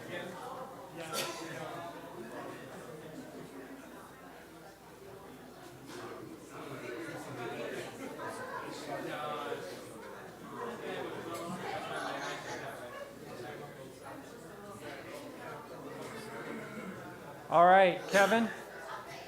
We lost Kevin. Kevin's gone. Oh, is that where he is? Am I still on? Yeah. Okay, we lost Kevin. Kevin tricked us. Oh, there's Kevin. You took your jacket off. Kevin, I loved it because I was still thinking I was going to hear it from that direction. So even I. Where was it physically? It's down actually in the hallway, because the classrooms didn't have a 3-prong outlet, so I had to put it in the hallway. It was closest one. Okay. So I thought it was our 2 shooters. So unpack this 2 shooters scenario. There was 2 shooters, because I heard the first one here. Okay. And I heard it back here. Okay, so why did, It was actually louder. so what was happening? What made you think there were 2? Different sound, well, different sounds. Right, and it's coming down the hallway, and it's echoing and coming up that way, and it's coming this way.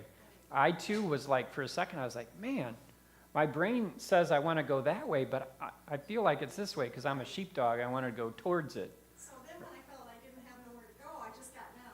Okay. I just told everybody to get down. So talk about an OODA loop there. Do you remember being in the decide phase? Like, oh, what am I going to do? Yes. And were you stuck there a little bit longer? A little bit, yeah. Yeah. Okay, so you see what we're doing. We're training your brain to respond.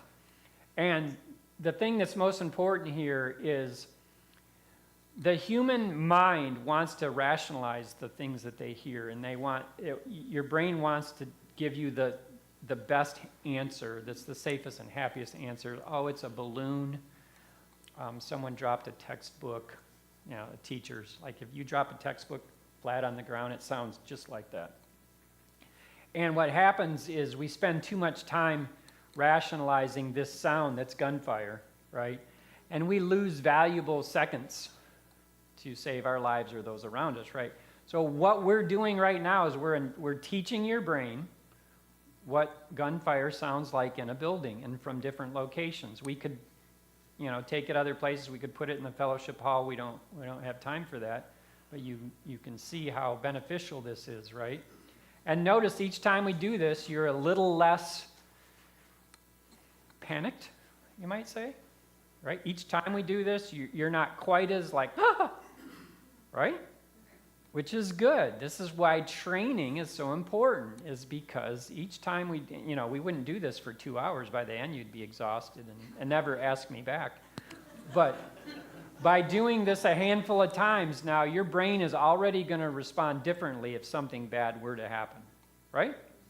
And that's good. We want that. So that's why we're doing this. Now, just for everyone's peace of mind, here's the remote. I put it away.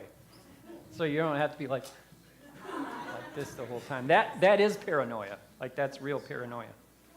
Okay, I do want to take, and we've caught up on our time. I want to take a little, let's call it a 5-minute break. So just look at your watch and add 5 minutes to it and come back in 5 minutes. And we're going to go into the next phase.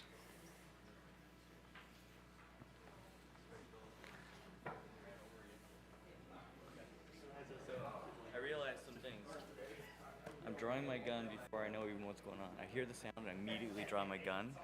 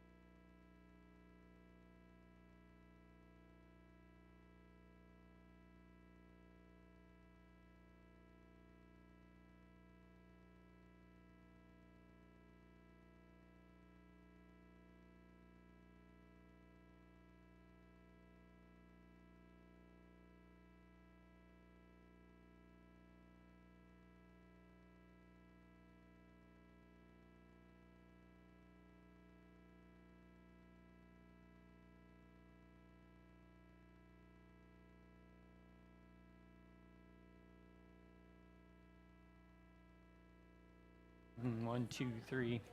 Testing, testing, testing, testing. Can you hear? We need a little more volume. Volume, volume. There we go. All right. Welcome back. We are starting to catch up. We're doing good on time. Got some intense conversations in the hallway. I could just do the clicker, get them to come in. Hey, Pastor, that might be a good thing for, in between Sabbath school and church to get them here faster. Just set them up around and just, everyone runs to the,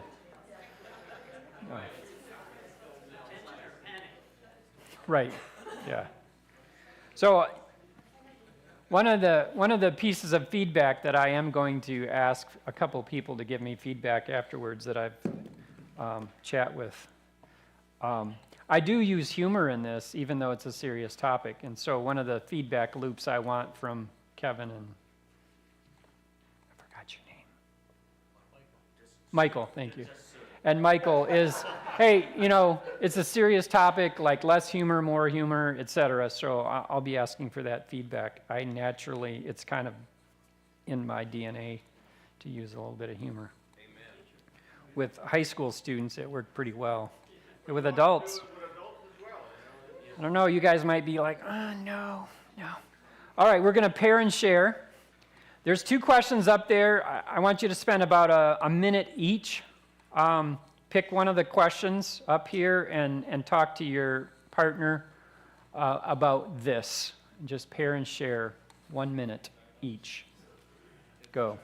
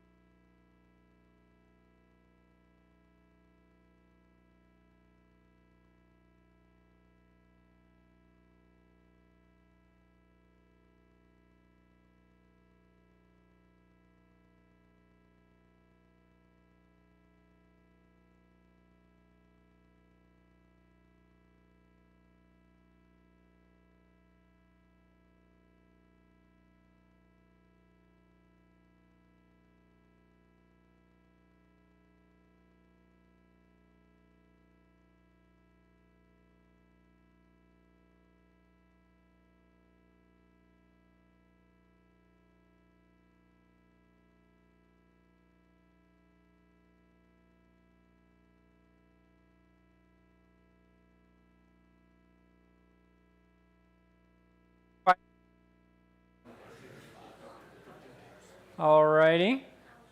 Okay, so I'd like a couple of partners to share. Choose a partner. I'd like to hear maybe 2 quick stories from your group. And you can pick either question. Raise your hand. Kevin. I was talking with Jason. The first question, just it depends on where the sound's coming from. Like the acoustics can kind of mess with your head, the layout of the building, which then led into the second portion is knowing your building. Okay, we're members here, right? I mean, you should know this building pretty much like the back of your hand, and so recognizing what sounds sound like in different parts of your building. That's one thing we've worked on in our church is what does the sound like when it's coming from our fellowship hall, which has acoustic paneling up on it, versus in the hallway in the sanctuary in a classroom. You have the luxury of knowing your building intimately, so that sound, learning what it sounds like in different parts of your building. Okay, thank you for sharing. One other person, maybe this side. Let's choose the goats. These are the sheep and the goats. Wait, goats are, no. You're not a goat. Greatest of all time. That generically speaking, congregation thinks, oh, we're gonna lead from the pastor, he's gonna show us what's doing. He's the main target right up there on stage, he can't direct anything. Right. It's where the group has to come together and talk about it beforehand and figure out what's going on, because in the moment, it's not gonna be able to do it. Yes. Oh, this is excellent. Thank you. There is no way, and you saw do you remember watching the pastor on the video? Yeah. He just literally fell and then rolled down the steps. And you wouldn't expect him to provide leadership. I mean, this is chaos. But if you practice, chaos can be controlled chaos, right? With some people with a clear head. All right. Thank you for sharing. Well, some of us consider pastors expendable. A pastor once told me that he has 100% vote of confidence from his congregation. He said, half of them are happy when I arrive and half are happy when I leave. So 100% satisfaction. I was just going to say, some pastors are just nervous sitting with their back to the door, so they get a job where they can stand in front and see everything. Look back. This is so true. Okay. The pastor here exited back. Yeah, makes sense. So you've already kind of pre-planned. Again, what you practice, so you fall to your highest level or lowest level of training in an emergency, right? So whatever you've trained, your worst training is how you're going to respond in an emergency, right? You don't rise to the occasion, right? You fall to your training. So train, train, train. As a coach, I always said you play how you practice.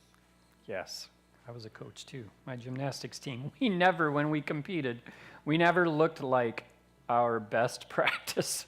It was always approximately like our worst practice. Is there a simulation box available for other congregations to use? So that was purchased with your dollars.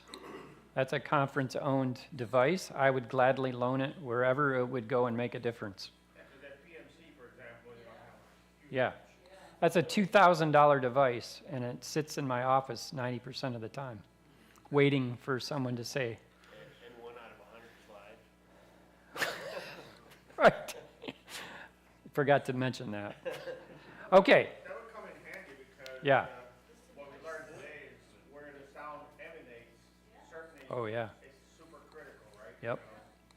I know Michael, and I'm guessing Michael might ask me for it.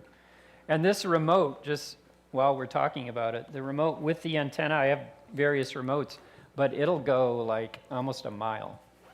So if you, not that I would promote you doing that, because you'll have the police arrive, but it goes through multiple thick walls, et cetera. So anywhere in PMC, you could activate it.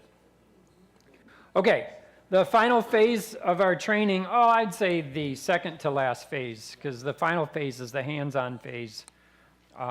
But this is probably, I think, they're all important. All these phases are important, but this is kind of the piece that says, okay, and what now? How are we going to accomplish safety in our church?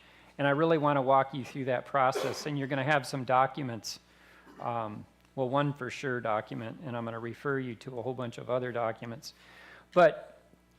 So I don't want to ever preach something that I haven't practiced. So when I say your church should develop a safety team, I'm done that and I'm currently doing it. And it's a ever-going process, right? And I've visited a handful of churches that are much farther ahead of my church in this process. And you can tell because they've been working at it for 6-7 years, right? I've been at it for 1 year. And we're in different places, but the key is we're moving forward and growing and adding and adapting as we do this. And I'll tell you, just from my perspective, how much work it is. If you're going to be the safety officer for your church, okay, you can expect it to be as much work as a head elder. Okay? And maybe more.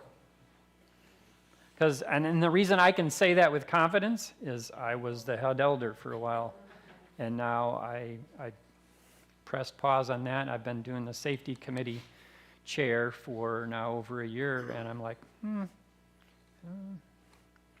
yeah, a lot of work. And of course, as you develop your safety teams and things settle down, the workload drops a little bit, but if you're going to kind of continually maintain training and these kinds of things, like the work is just going to keep happening, and you're going to upgrade your policies, and you're going to, it's just this process that is involved. So I don't say that to discourage you, but I say that to say that if there's nothing you walk away with today, this is the piece I want you to remember. Church safety isn't about running to your gun, okay? And a lot of congregations, when you bring up church safety, get nervous and they divide guns, no guns, Republicans, Democrat, just kidding. Then they go nowhere, right? Because they divide, and because they're divided, they just don't talk about it because it's divisive. It's like choosing a color of carpet. Like it's divided and closed more churches than any other topic. What color is the carpet going to be? It's the same thing with this. And what I'm here to say from the conference, Brian, from the personal Brian, is the same message. Church safety is a ministry that encompasses so many things.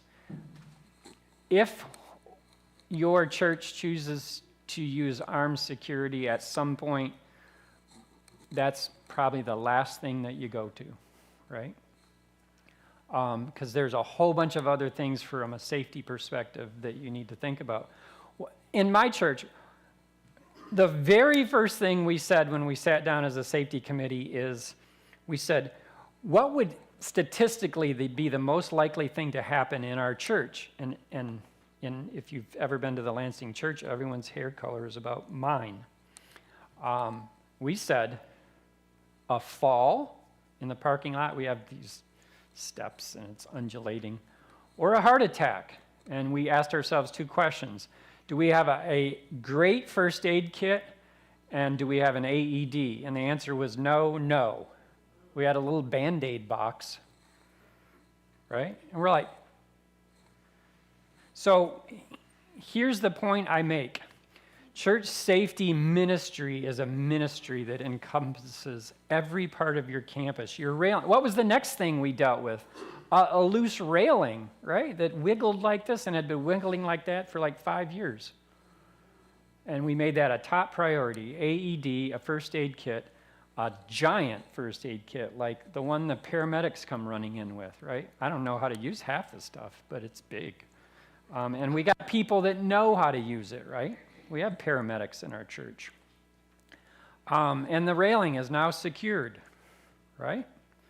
And we've got 2 AEDs, not one. One upstairs, one downstairs. Why have to run and have a heart attack getting the AED? Just have one on each floor, okay? So to build a safety team in your church, these are the steps that you need to follow. I've personally done this, and I 100% recommend it. Choose a safety officer, okay, who builds a safety committee, and I'm going to just say build, because maybe your safety officer handpicks his committee. Maybe the church board votes them. It doesn't matter. Build a safety committee. I built mine. They hired me, or not, they didn't hire me. They named me the safety officer, and they said, build your committee. And that's what I did. And then there's a conference framework that you're going to have in your hands in a few minutes that we're going to go through. And then work from that conference framework. Now, before we get to the conference framework, in fact, I'm going to take that off. Your safety committee If you go to the Adventist Risk Management website and you just go to like resources, I would show you, but I don't want to take the minute.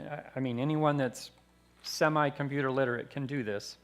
And if your safety officer can't, he probably shouldn't be a safety officer. Go to the Adventist Risk Management, go to church resources, and you're going to find a job description for your safety officer. You're going to find resources for training your church. You're going to find, and this is what I highly recommend, this document. It's a 12 or 14 page church self-inspection form. And with your newly developed safety committee, you're going to assess the entire campus for safety, okay?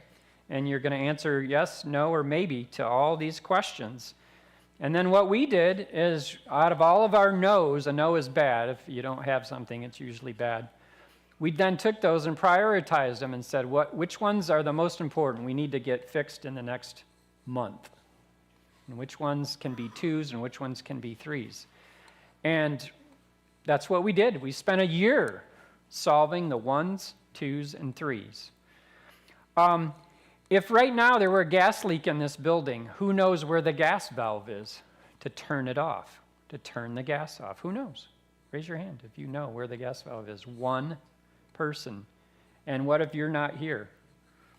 You don't count, you're in the sound booth. Besides, you know everything.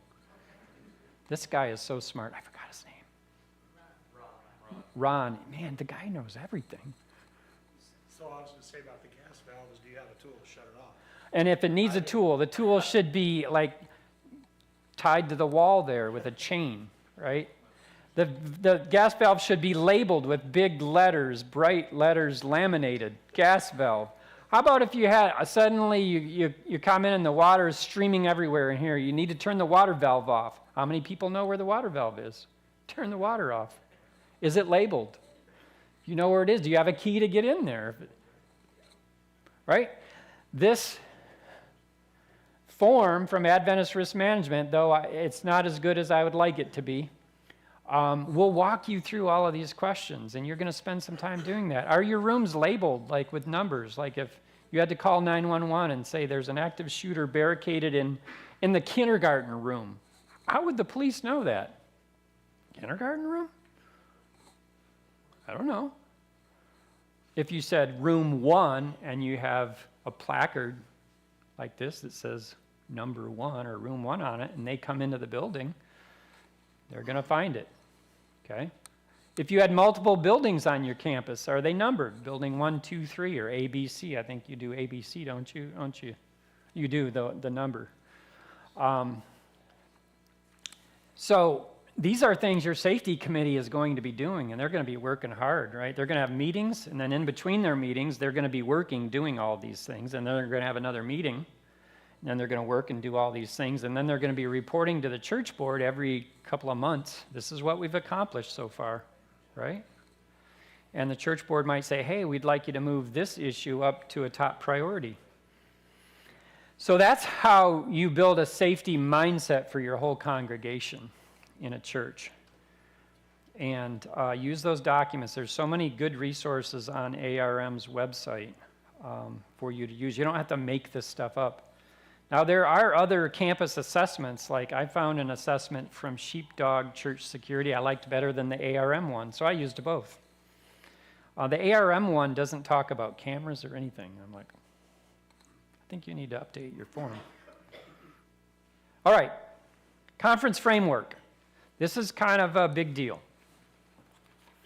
Oh, man, you guys are ready. Now, before you hand it out, wait. Because once you get it in your hands, you're going to stop listening to me for like 5 minutes. So before you hand this out, this framework was voted by the executive committee at the conference level, which is the highest committee. And you fill that committee. It's filled with lay people and conference workers, right?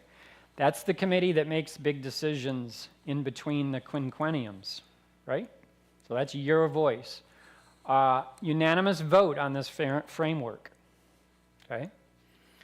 It hasn't even been given to the pastors yet. They'll get it at ministerial, so you're getting an early peek at this. And you don't have to peek, you can just keep it, you have it. It's official already, it just hasn't been distributed.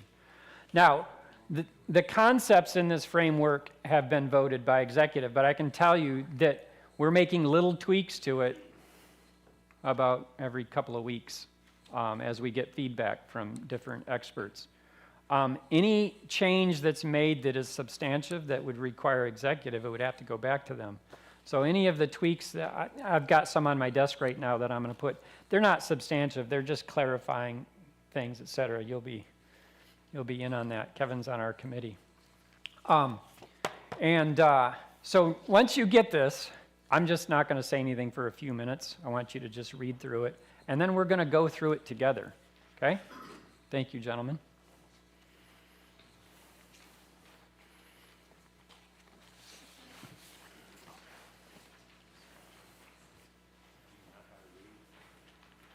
You can keep this copy. I prefer that you not take a picture of it and put it on social media. Just, keep it in its physical form.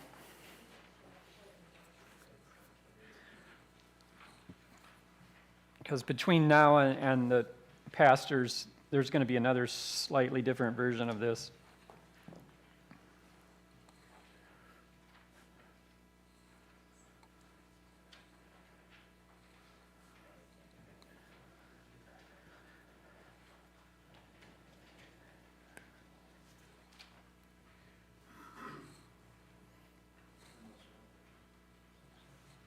And then bring the extras back to me.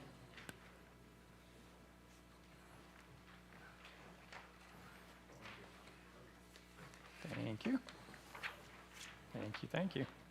Ooh, wow, I made just lucky.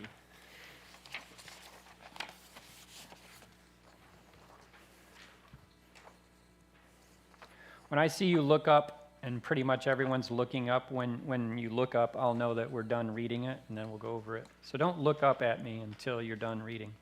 So stop looking at me right now.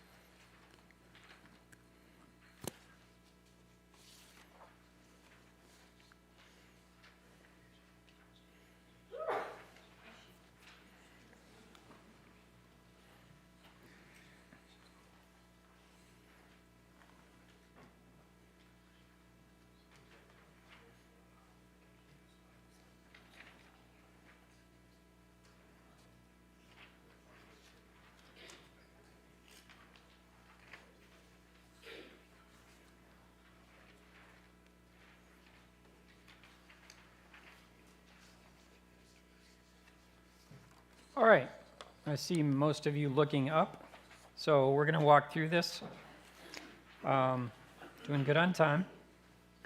So what you can see here is that for a church to progress to level 2, which is armed security, you have to do everything on level 1.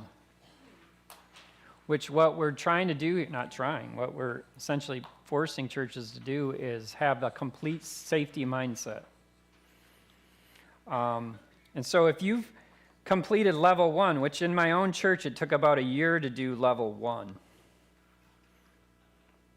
Okay, you could probably move through it faster in a smaller church, but in my setting, and in 12 months we didn't meet in December, and I think we didn't meet in November, so there was really only probably 9 meetings. But to accomplish level 1 took an entire year to do that, and we still have a tiny piece of level 1 to complete, and that is the coming back to the church board to vote this actual framework. We had a different framework at the time we were working from. And so let's walk through this. If you have a question on any bullet, I'm going to look up and I'll answer your question. Otherwise, I'm going to just read it, make maybe a comment, and just go through it. So church board vote approval of this framework. So your church board will either vote this whole framework or not, right? Or they might say, hey, we're comfortable with level 1, but we don't ever in the rest of our lives want to go to level 2. And that would be the vote of your church board, and that's where it would stay, right? Like, that's the local church board is the highest governing body of that church, right? And so we give them that we don't give them, that is their right as an Adventist church. Safety officer chosen, we talked about that. Man, this person needs to be on their game. They need to be wise, connected, etc., diplomacy, tact, and yet move things forward. Safety committee selected, however you choose to do that, that's up to you. I was happy that my church said you select your team, and then I just reported back to them who I had. The survey, the church self-survey form, I showed you that. It's on the website. I didn't copy it for you. The training of congregation with the Michigan Conference trainer. You're doing that right now, so this church will be able to check mark. Done on that item right there. It's 3.5 hours. Well, I think one thing is probably even more important than anything else is to have a commitment from the church to this. Oh. And empower the safety committee. Yes. To enact changes, right? Because without Yes. that, it's just paperwork. And usually what happens is after this 3.5 hour presentation for a church, the people of the church are much more supportive of the safety officer and that committee, right? They're ready to throw dollars at it. And Impacts every aspect of the absolutely. church life.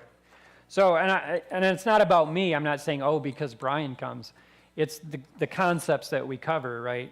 I've gone into congregations so many times and they're divided, but by the end, they're totally united on this idea of safety, on moving forward with a committee and a safety officer, right? So when I leave, that's always been my goal, right, is to unite a congregation rather than they're split. I mean, I went into a church and was like, the pro-safety were here, the anti-safety were here, and they were glaring at each other.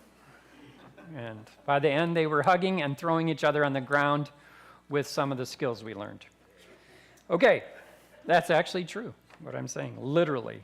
And I was the one thrown on the ground. And the training of a congregation is like that more a representative of the congregation? Thank you. We represent Yes. whatever church. So larger churches, you just would need to get a group there that you would consider represents your church, whether that's your church board, your deacons, greeters, deaconesses, right? Whatever group that church would consider. The smaller churches like this, I just say, bring everyone, like invite everyone, because you want everyone supportive of it, right? But a PMC, a Village, a Lansing, you're not going to do this at the PMC and expect, it's just not going to work. It's not workable. Okay. Local law enforcement walkthrough, we do that in our schools. We have law enforcement walkthrough every 3 years, and they give their suggestions and feedback, and they're familiar with the layout, and we follow those recommendations from local law enforcement. And you build a relationship, right? Emergency procedures document in place. What do you do if you're going to have a tornado come through here? And you guys do get tornadoes in southwest Michigan. You even sent one over to Lansing a year or two ago.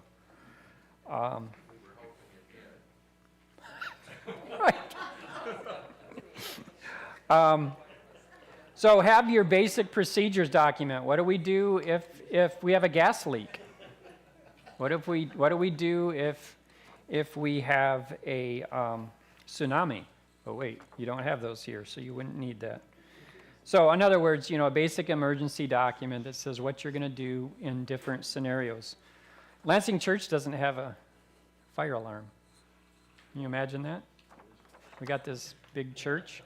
There ain't a fire alarm in the place. There's one in the school because, of course, we protect our children, but not the adults. So, I'm like, hey, we're working on a procedure right now. Like, Pastor, do you want a little bell that you ring from the front of the church? Ring-a-ling-a-ling, ring-a-ling-a-ling. We do have a fire. Ring. It's ridiculous that a church that size doesn't have a fire alarm. But that's our situation. We got to build a plan. All right. Basic first aid and stop the bleeding training. And again, this document's going to keep adjusting. I've gotten feedback is train who? And so we'll add some suggestions there, but train the people that need to be trained. When I do training events, I invite all the elders, all the deacons, deaconesses, and greeters, and of course my safety teams. And if I get some of each of that group, awesome. I don't get 100%. And the next time we do a different training, invite that whole group again, but I even put it to the whole church. Maybe the whole church wants to learn CPR. So we invited the whole church, and 8 people came. So, you train who comes. All right. What's that? That's 8 more than previously. Right. We went from 0 to 8. Exactly. This one I don't even understand, and I helped write this document. Safety team present at all requested events. So that's on the edit board. Consider camera installation. Not every church would need cameras. I mean, I've been to a small church and they have cameras and it's amazing. But most of what they do can be word of mouth, right? Because the church is that small and yet they have amazing cameras. Consider communication radios. Again, using that same church as an example. They have radios, but most of what they do can be word of mouth because it's small enough, but they have radios. So we said consider radios. We didn't say have radios. And so once all that's done, then you can go to level 2 where you have armed personnel committed to eliminating active threat. Level 2 personnel must be dedicated to the training required to maintain their proficiency with, and we said the pistol, concealed carry only with a monthly range time consisting of 50 rounds. That's probably going to change, that one piece. We're probably going to do like quarterly for an hour. Just not name the number of rounds, just say quarterly training for an hour. Something to that effect, I don't know. Would you consider an average of 50 rounds per month?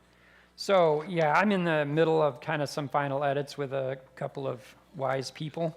Because I like the round count rather than the hour. Yeah, and that's why I originally put it in, because I'm like, a round count's really easy. You take a picture of your target, you put the date on it. We're going to have software that the safety officer has to upload to prove that these things are all done. It would be easy to upload a photo, but I can dump 50 rounds in 45 seconds and not learn anything, right? So we're probably going to go more on the time thing. Like if I need to do an hour quarterly, I'm going to be more thoughtful about whatever my round count is. And I'll probably learn more by using a time mindset than a round mindset. Add the word training to that sentence. Yeah, so lots of editing still going on with this. We'll continue to edit. So under training, you can see that training will include decision making, identifying threats, and level of force needed. Level of force is very important. Understanding level of force. My dad is older and he knows that I carry a firearm, and he's like, yeah, if someone's trying to steal our mail, you just go out and shoot him. I'm like, Dad, what are you saying? Like, no, we're just not going to let him. No, you don't kill someone over your mail. You're only authorized to use deadly force if you're going to be killed or someone you know is about to be killed or there's great bodily harm or there's rape. Those are the only reasons in Michigan you can use deadly force. So just back to the radios real quick. Oh, yeah. Even if it's a small church and you have two people, what if one of them's in the bathroom? Yeah. I think radios are absolute must for any situation. Yeah. So we said consider, we're trying to make it user-friendly. I would always want radios, no matter how large or small, for lots of reasons. I mean, once something happens, people start going places. You want to be able to communicate whether you can see the person or not. So, and radios are so cheap now. Okay, so the training, back to the training. I just want to say this. This is hard data to aggregate out of the internet, but I've done some digging. We always think that armed citizens are super dangerous, right? Like, we're terrified of them. The reality is this statistically. The police have responded to active shooter scenarios and killed 17 innocent people. That's the best data I can get to date, and I don't know how far back they went, right? Armed citizens that have intervened in active scenarios have only killed one person, and I say only because every life's important, but the score is 1 to 17, okay? So sometimes we have this mindset that, oh, law enforcement are the only ones that can accurately, use a firearm, but the reality is that's not true, and I can say that personally because I compete with pistols and I compete with the very few police officers that do show up. Most of them don't show up because they're embarrassed by us plumbers and electricians and educators that can outshoot them 10 to 1, right? So your law enforcement group generally is not as trained as you think they are. But some of them really are because they do that on their own. So I'm not knocking the police. I'm just saying that the mindset that only the police know how to use firearms efficiently and accurately is just not true. Okay, sorry. Moving on. So you can see verbal communication skills, de-escalation, right? All of your safety team members should be taught de-escalation skills. And then shooting while moving, shooting at moving targets, these are very advanced skills. Shooting positions, shooting under stress, shooting from cover. All of those can be done in one competition of IDPA. That's kind of my quick response. Like, how would we do all that? Go to one IDPA event and you've done all of those and not get disqualified. Right? Yes. On de-escalation, there's physical, or there's verbal, so the one end of the spectrum. There's obviously, if you shoot somebody, that de-escalates the situation, but there's a huge gap in between there. Correct. Going hands-on is really important because you can actually save a life by doing that. Yeah. By de-escalating the situation. Sounds like someone that we could have do our trainings. There we go. You. Yes? Awesome. Here's a trainer right here on de-escalation. And every area has to find that. Like I'm over in Lansing. I have people that I can call to do de-escalation training over in Lansing, right? But you could serve who you need to serve in this area. Yeah, so super important de-escalation training. And now Appendix A, so you flip it over, and this is like the minimum. Just, right? Appendix A is the minimum. So first you have to be a CPL holder, and that's an 8-hour course. I teach that course. I'm a certified instructor in the state of Michigan to get your CPL. That's not an advertisement. I'm just saying that I have that ability. Individual liability insurance, forget the $1 million minimum. You just need to have insurance. They're all different, but what we have discovered in our research, there's a lot of companies that exclude you if you're on a church safety team. Yep. So our statement there is ensure that you're not excluded. And there's 2 or 3 companies I recommend. Right to Bear is one of them. That's the only one I can remember. U.S. Law Shield, thank you. That's another one. And then there it is, CCW Safe. That's the one I used to have, and I switched over to Right to Bear. Okay? CCW does cover church security. Yeah. Yep. And so as maybe people who wouldn't be protecting your congregation with a firearm, you might say, well, why would they buy insurance? Well, first of all, they should have insurance no matter what, because they're CPL carriers. Secondly, what would happen in a church setting if we had to stop an active threat, right, and do our sheepdog thing? The church attorneys are going to come in to protect the church, right? They're not going to really be 100% focused on you, the person that had to stop the threat.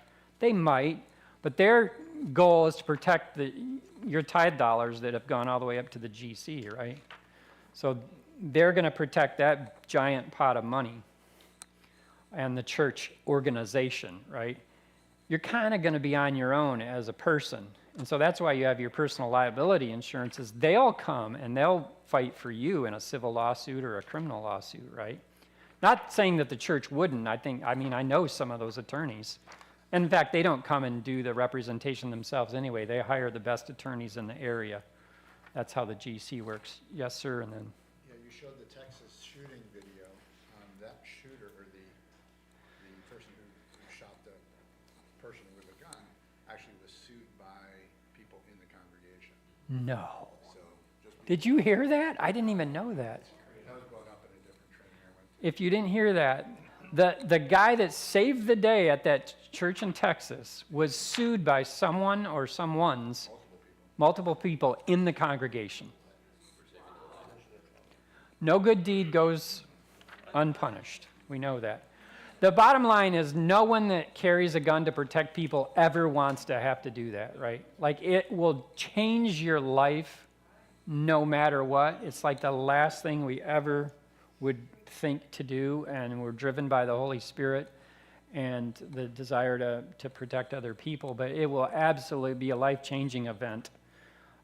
Forever, your life will be changed, and that's why the liability insurance, you need someone to fight in your corner. The average cost for fighting something like this approaches $500,000 on average. So, maybe I'm not understanding, but typically, when we talk about liability insurance, we're talking about paying out a settlement. Mhm. And what you're mostly talking about is, help with the defense. Correct. So. I'm talking about the individual. They're not the same thing, although No. they could be packaged together. Yes. But, and so you're saying this $1 million thing is not gonna be in the final? No, and the reason that it's not going to be is these policies are changing on a daily basis. Like, right to bear is just unlimited. There's no, like, we stop at $1 million, you're on your own. So to say $1 million is just, it doesn't fit with the reality of the insurance that's out there. Just get a company that's good and will cover you and protect you. For liability or for defense? Both. Well, but mostly for defense. I mean, maybe that needs to be clarified down here. Okay, so we'll work on that. So the church itself, the Michigan Conference, has Adventist Risk Management, and the Michigan Conference has purchased a firearms rider from Adventist Risk Management. That means that ARM will come in and fight for the church organization, probably even the individual, because we've paid that extra amount for that rider. Now, my belief is, with or without the rider, that the church is going to send attorneys, right? They're not going to be like, you're on your own, you didn't buy the rider. But it's better to have the rider, so we have that. Okay. Passing the MCOLs, we're probably going to just say the MCOLs and or the FBI, just so you can do one or the other instead of just this one. Other pistol training, we're just trying to leave this stuff up to the local safety officer to decide how they want to train and digital, whatever scenario. Of course, you have to have your background check done. Your gun is annually inspected, not for anything, but just basically, is this the gun that you do all your assessments with and pass all of our assessments? It's the same gun, and it's within the caliber range that we've indicated here. You're not trying to be a gunsmith as the safety officer. You're just trying to say, like, I could pass. I have passed the federal aviation test with my competition gun, right? But I didn't pass it with the gun that I would normally carry in church because it's not as cool, and it has more recoil, et cetera. So that's the purpose of this check, is this annual check, is like, that's the gun that you do the assessment with, and that's the gun that you carry in church. Good to go, and it's not a little pea shooter. It's 9mm, it's 40 or it's 45. Good to go. It's getting, yeah. Okay, weapons suggested, you see that there, and then defensive ammunition only. We're going to get a little more pointed on the ammunition thing, because that's really important. Who had their hand up?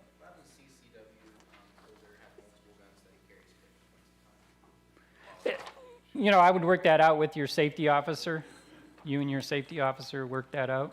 I understand what you're saying because I do the same thing. What we do at Village is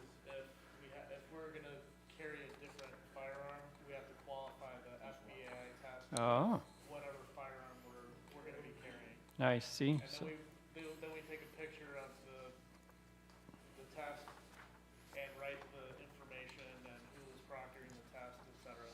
So, then we have to keep record of that. So, Is there a reason you would not accept the 357 mag or a 357 SIG? It could probably be a discussion point. We tried to keep it simple, most common calibers. 357 revolver, a lot of recoil, hard to manage accuracy, et cetera. But the, semi-automatic 357 probably kicks less than the 45. So, yeah, I don't think that it was a specifically, no, we don't want that. It was just we kept it simple. So again, that would probably be something you could work out with your local safety officer, although if it's not in the framework, it might be a little like, So I'll make a note of that. And then the final one, defensive ammunition only if you're not a firearms person. It just means that you have good bullets and bad bullets, and we want you to use the good ones. That's your safety officer can explain that to you, but basically, there's rounds you use for practice and there's rounds you use for defense, and we would never want you to use your rounds for practice for defense. And we're adding that, no reloaded ammunition, that's going to be added. Okay? So this framework is going to the pastors this next week at the ministerial retreat with some tweaks, and might be coming to your church board. It might not. It's for each church to decide. That's why we're not, as a conference, we're just providing this as something that can allow you to move forward in this area. And if your church says, no, we don't want to move forward in this area, we want to be unsafe as possible, then that's the decision of your local church. Might want to get a new pastor. All right? That's why we didn't record this officially. Okay. Any questions on that? I went pretty fast. I don't want a whole congregation getting hung up on the details of the framework because it's more for your safety team and safety officer. But the key is this. We had to keep it a framework because if we made this super complex, at the conference office, we would have to manage all that. We'd have to hire someone full-time just to manage this, and we can't do that. Your tithe dollars, I don't think most of you would appreciate hiring someone just to manage this. So we had to keep it a framework and let the details be handled at the local level, right? And I can tell you, I've seen different local level manuals, and I mean people, they've got detailed details on top of all of this, right? So this just allows your church to move forward under the direction of your safety officer, who will bring many more details to the document. But they need to do at least this. Does that make sense? And then we'll have a portal, an electronic portal, where the local safety officer is uploading proof of these things. All right? All right, we have the last thing to go over. You ready? Do you need a break? I see a lot of this. All right. You ready? The front line, deacons, deaconesses, and greeters. They should be friendly and warm, situational. They should be trained in situational awareness. So hopefully you have someone locally that can train in situational awareness. You just went through it today. I did it, but it doesn't take me to do that. You can have someone in your local church do that training, right? I would train all your deacons, deaconesses, and greeters in situational awareness. De-escalation training, for sure your greeters and your safety team. Just doesn't look like right training. I've gone through that. It's a federal training on identifying threats, seeing a threat before it becomes a threat. There's a whole, it's online, it's video driven, it's an 8-hour course. Very good training. I use that skill a lot when I go to camp meeting and I'm on safety there, because we have a lot of cameras and you can see lots of people moving. And through this training, it really teaches you how to identify threats quickly and easily, right? Just to give you a 30-second applicable for you, let's say everyone's coming to church. It's Sabbath morning. Everyone skips Sabbath school.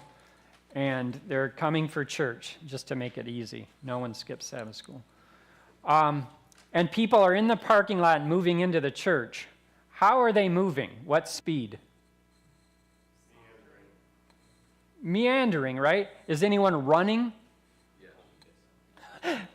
The late people, right? Right. But generally, so what you're looking for is a baseline, right? I'm giving you like a 1-minute training on an 8-hour course, okay? You're looking for a baseline. What is normally everyone doing? And you're looking for anomalies from the baseline. So if everyone is just walking at a normal walking pace and one person is running, or one person is standing in the parking lot doing a lot of this, and maybe has their camera out, the runner and the camera guy should both pique your interest. Now instead of looking at 80 people, I'm looking at 2, right? And now my next thing is I need to figure out if this anomaly that I'm seeing, is there an explanation? Well, the person running is the pastor and he's late in his sermon, right? Okay, so I don't need to tackle him and frisk him. It's our pastor. The person, going around in the parking lot taking pictures is your social media person who keeps your website up to date, and they're grabbing some cool pictures because everyone's late to church. Now, if it's a visitor and I don't recognize them, now I'm a little more interested, right? I don't have an explanation. I just brought someone to church, one of my students from when I was a teacher. He's 40-something now. He's African American, and he wears dreads. He's a truck driver. So when he comes to Lansing, I tell him, hey, instead of sleeping in your truck all weekend, I'll pick you up and take you to church. So I brought him to church just yesterday. And I was intentionally doing this. I let him kind of fall behind me, right? He was with my wife. And within 30 seconds, I heard the safety team. I wasn't on duty. Hey, we have a person of interest.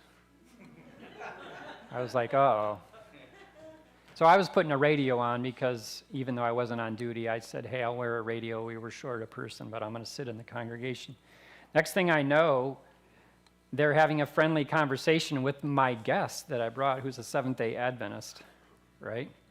But why did he get triggered, and why did he become a person of interest? He walked in with you. That's one. Well, probably. But I distanced myself from him intentionally. I wanted to see what was going to happen. Honestly, this was an experiment, and he didn't know it. I'm not going to say yes on the black because Lansing Church has a fairly diverse population, so no. But who said the dreadlocks? Absolutely. I'm guarantee the long dreadlocks triggered the guy that I know turned him in. Okay. No, in Ogden, Utah, our first elder wore dreadlocks. See, so he didn't trigger you every week. Okay?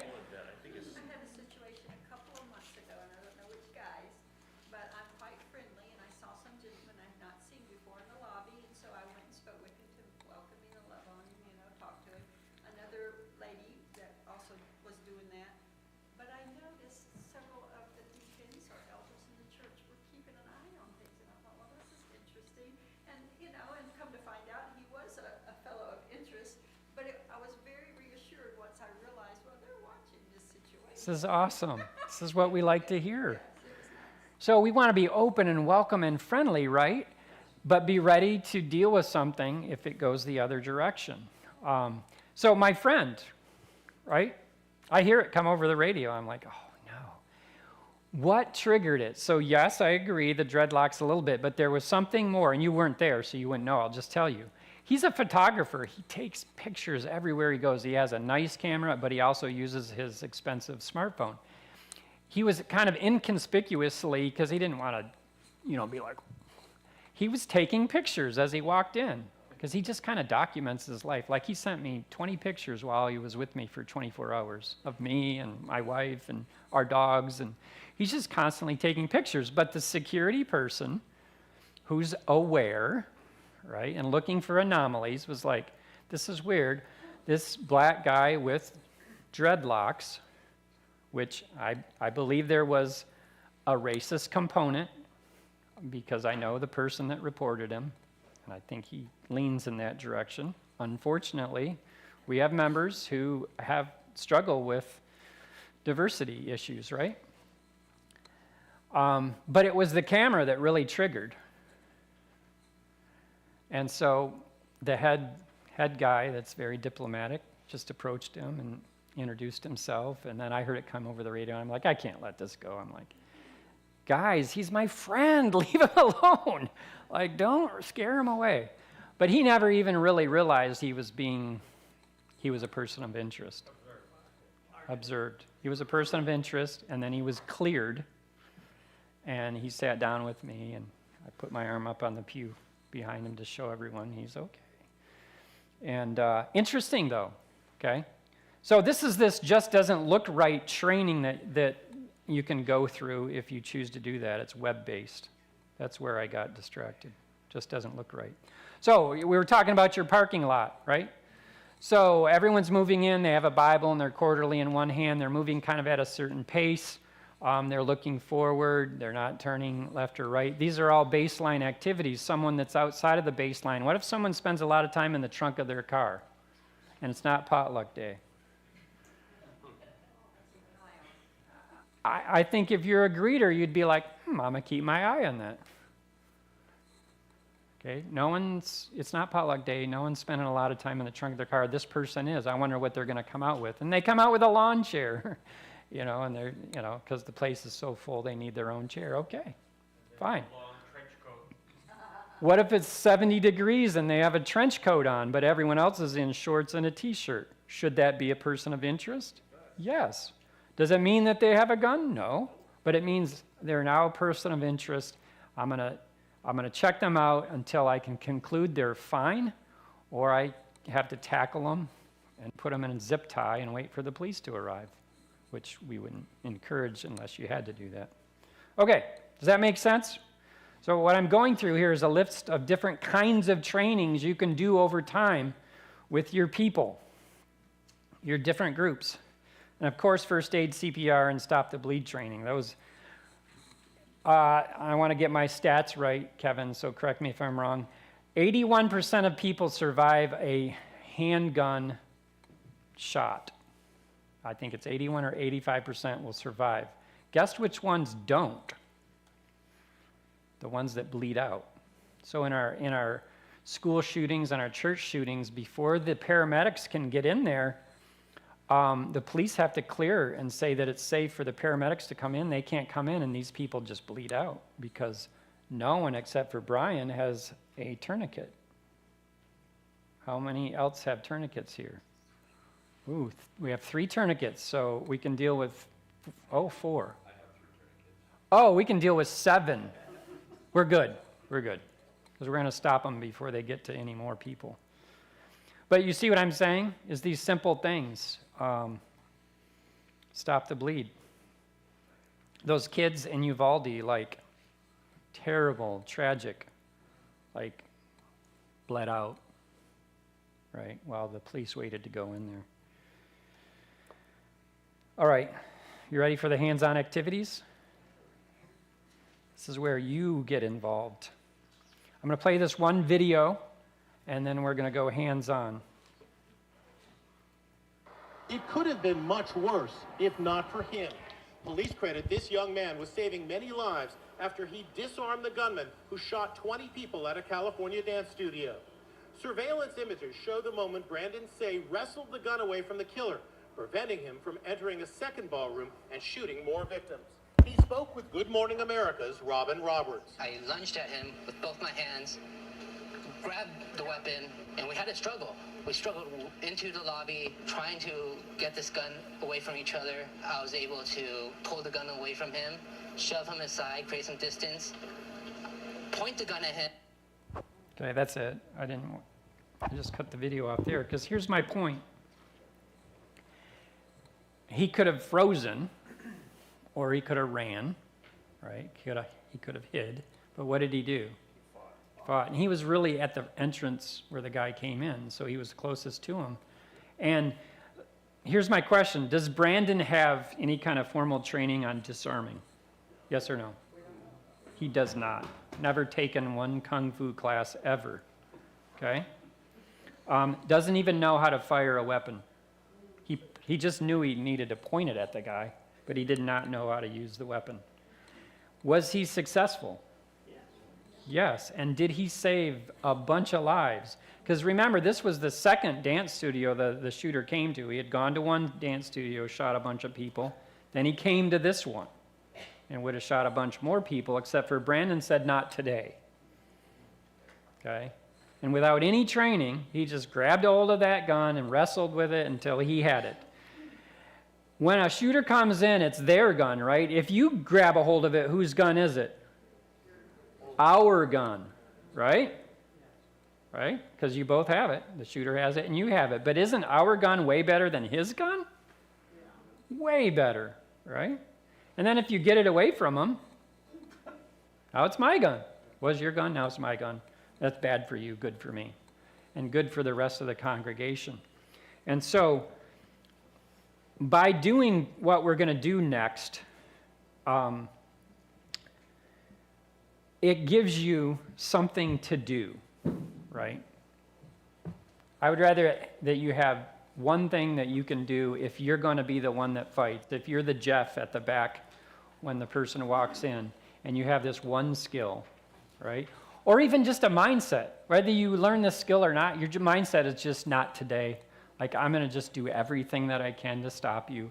And I might end up dead myself, but in the next split second in my mind's eye, I'll be with Jesus, right? And I saved a bunch of my friends. And that's okay, because everyone here has already given their life to Christ. All right?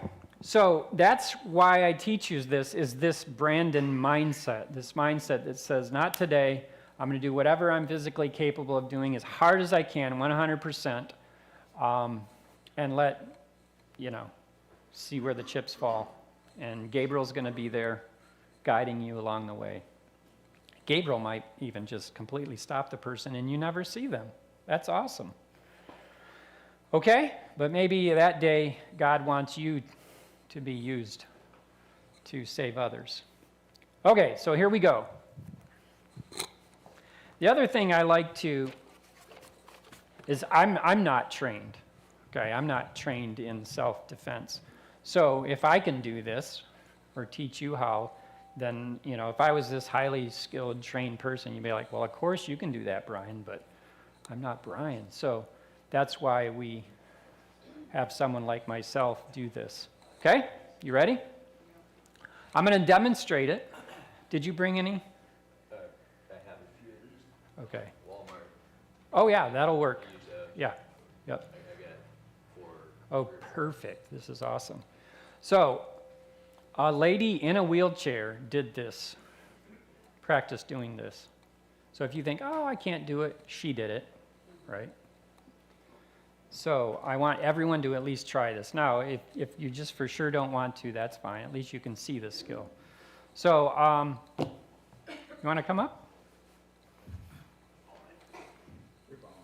We're going to demonstrate it first in slow motion, and then from 2 sides, and then we're going to have you break into groups of 3 and go to the fellowship hall and just practice this and don't hurt each other. Okay? So we're going to, when you do it, I don't want you to do it any faster than about 50%.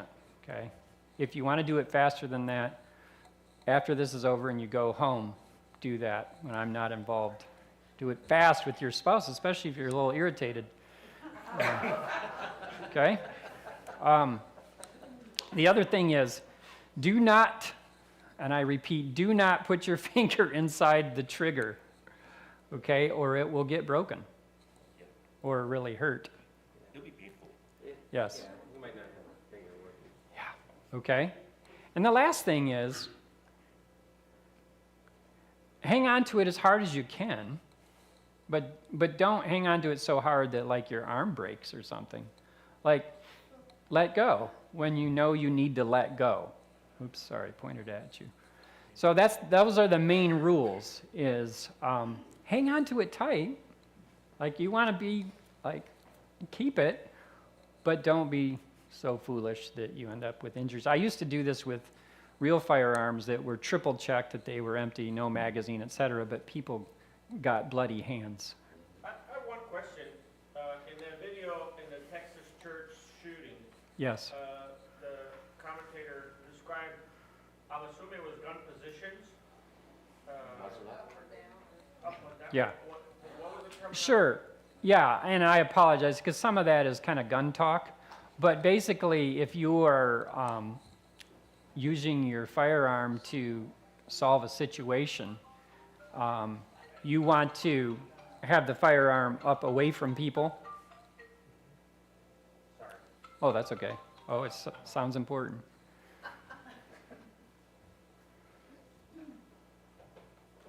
He's asked a question and has stopped listening. No, I'm just teasing. I'm messing with you. So he talked about muzzling the congregation. What a number of them were doing that jumped up later is they had their little guns in their hands, and I have a hard time even pointing a fake gun at people. I just can't because I do firearms. Thank you. They were walking through the congregation like this with their gun in their hand. This is called muzzling. Every time I pointed at someone, I pointed a deadly weapon at someone. And so if you're even semi-trained, you know that if I'm moving through this group of people, I'm going to have the muzzle down, right? I might have it here, we call it indexing. Here, in that situation, wasn't that good because there were all sorts of people on the ground. So that's what we talk about with that. I'm glad you asked the question. And by the way, the little girl that was screaming and crying in the video, that was her dad that got shot. Yeah, so you can see that a situation is chaotic, and that's why. I mean, there's lives that are impacted, and she was literally running and screaming. Okay, you ready? Just Let's go up where they can see. one comment. The firearm guy that made the shot Yeah. said that the guy that was going for his gun, that was the first time he had the new holster and the gun behind him, and he'd never practiced. I didn't spend any time on that, but yeah, we studied all this after it, and it's just terrible because he just couldn't get to his gun.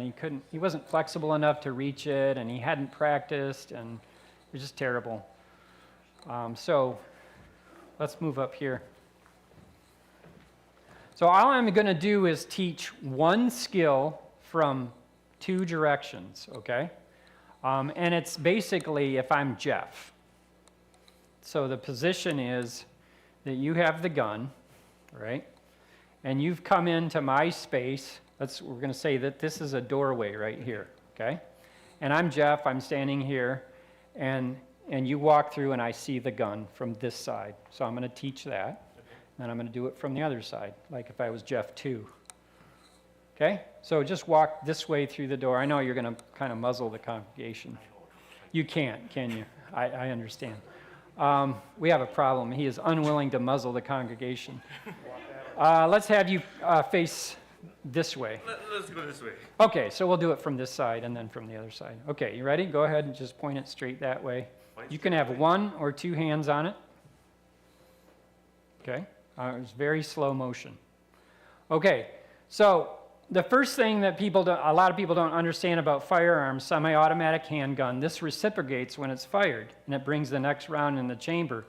If I put my hand on this, okay, and he fires one shot, bang, is he going to get another shot? No. He gets the one, so it goes bang, because it's in the chamber, right? And maybe not. Now we're fighting over a gun that cannot go bang anymore. So I teach you that. Because you need to know that. If you ever had to be the one fighting, if it's a semi-automatic handgun and it goes bang and you got a hold of it, it's not going to go bang again. Okay? I could teach you that, but just trust me, it won't. I used to do this with real guns and show everyone, but it's not recommended. Okay? So the reason is real simple.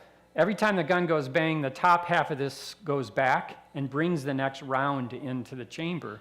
But when I grab a hold of it and it goes bang, that's not going to move back, right? So now the gun's dead and won't fire. So I'm gonna grab here, and I'm gonna grab a wrist or here, just, you know, it's a large motor skill, so who knows what it is. And then I'm gonna just start turning, okay? And he's very strong, and so I'm being unsuccessful. But who's getting shot right now in the congregation? Nobody, right? And he's super strong, and so this is unsuccessful demonstration. But guess what? Here's what is successful. Time, right? I'm buying everyone in the congregation time to get away, okay? Yo, let's hope someone dogpiles, grabs his legs, right? He goes down, and he's going to fight less and less hard. Okay, whose gun is it now? Okay. Okay, so that was from one side. From the other side, is this different? No, I'd have to go like this. Oh, no, Yeah, you like would stand this that way. way. I'd go over here? Yeah, you go Yeah, over thank there. you, You'd be thank you. Okay, so gun again. Just do one hand. One hand? Yeah, you're a bad guy that's not proficient. Most of them aren't. Most of them aren't, okay? So, here I am, now it's the opposite side, but the concept is the same, right? I grab, I've trapped this part of the gun, and I've trapped his hand to the gun, right? And I'm gonna just start turning. Okay, and just keep turning. And he's strong, and I'm weak. How did that feel? Okay, good. Oops, I just pointed it at you. Okay. Question. It's not a healthy mindset to assume a guy walking into your gun is not proficient with it. Yeah, good point. Just as you see videos, so many videos, like 90% of the time the bad guys are not very proficient, but you never want to say, oh, they're just going to not expect to fight. Like the guys at the Bondi Beach, they were pretty proficient. But look, the guy took the gun away from one of them. Okay, thank you. Let's give him a hand. I kind of was trained never to let my gun go. Yeah, let it go. Okay. So we have, how many total? I have 3, and you have, And these ones are cheap plastic, so, they'll probably break. you know, don't try to break them. So when you, yes, I'll get to you in a second. When you get into groups, be thoughtful about the person that you're going to try to take the gun away from. If they're a little more frail, go a little slower, right? If they're like Michael, get after them, man. I should have gone 100% on you. Because we don't want anyone hurt. Now, there's more advanced skills in this, like you can get them in a position where you throw them. I mean, that actually happened to me. A lady did it so well, she just literally threw me right onto the ground. She was a physical therapist, understood body movement. There's lots of different things. The key is that I'm trying to teach you is one very basic skill that gives you something to do besides freeze, right? And then you can practice this as much or as little as you want. It's up to you. You ready? Let's go to the fellowship hall. If I can have 3 people take the 3 black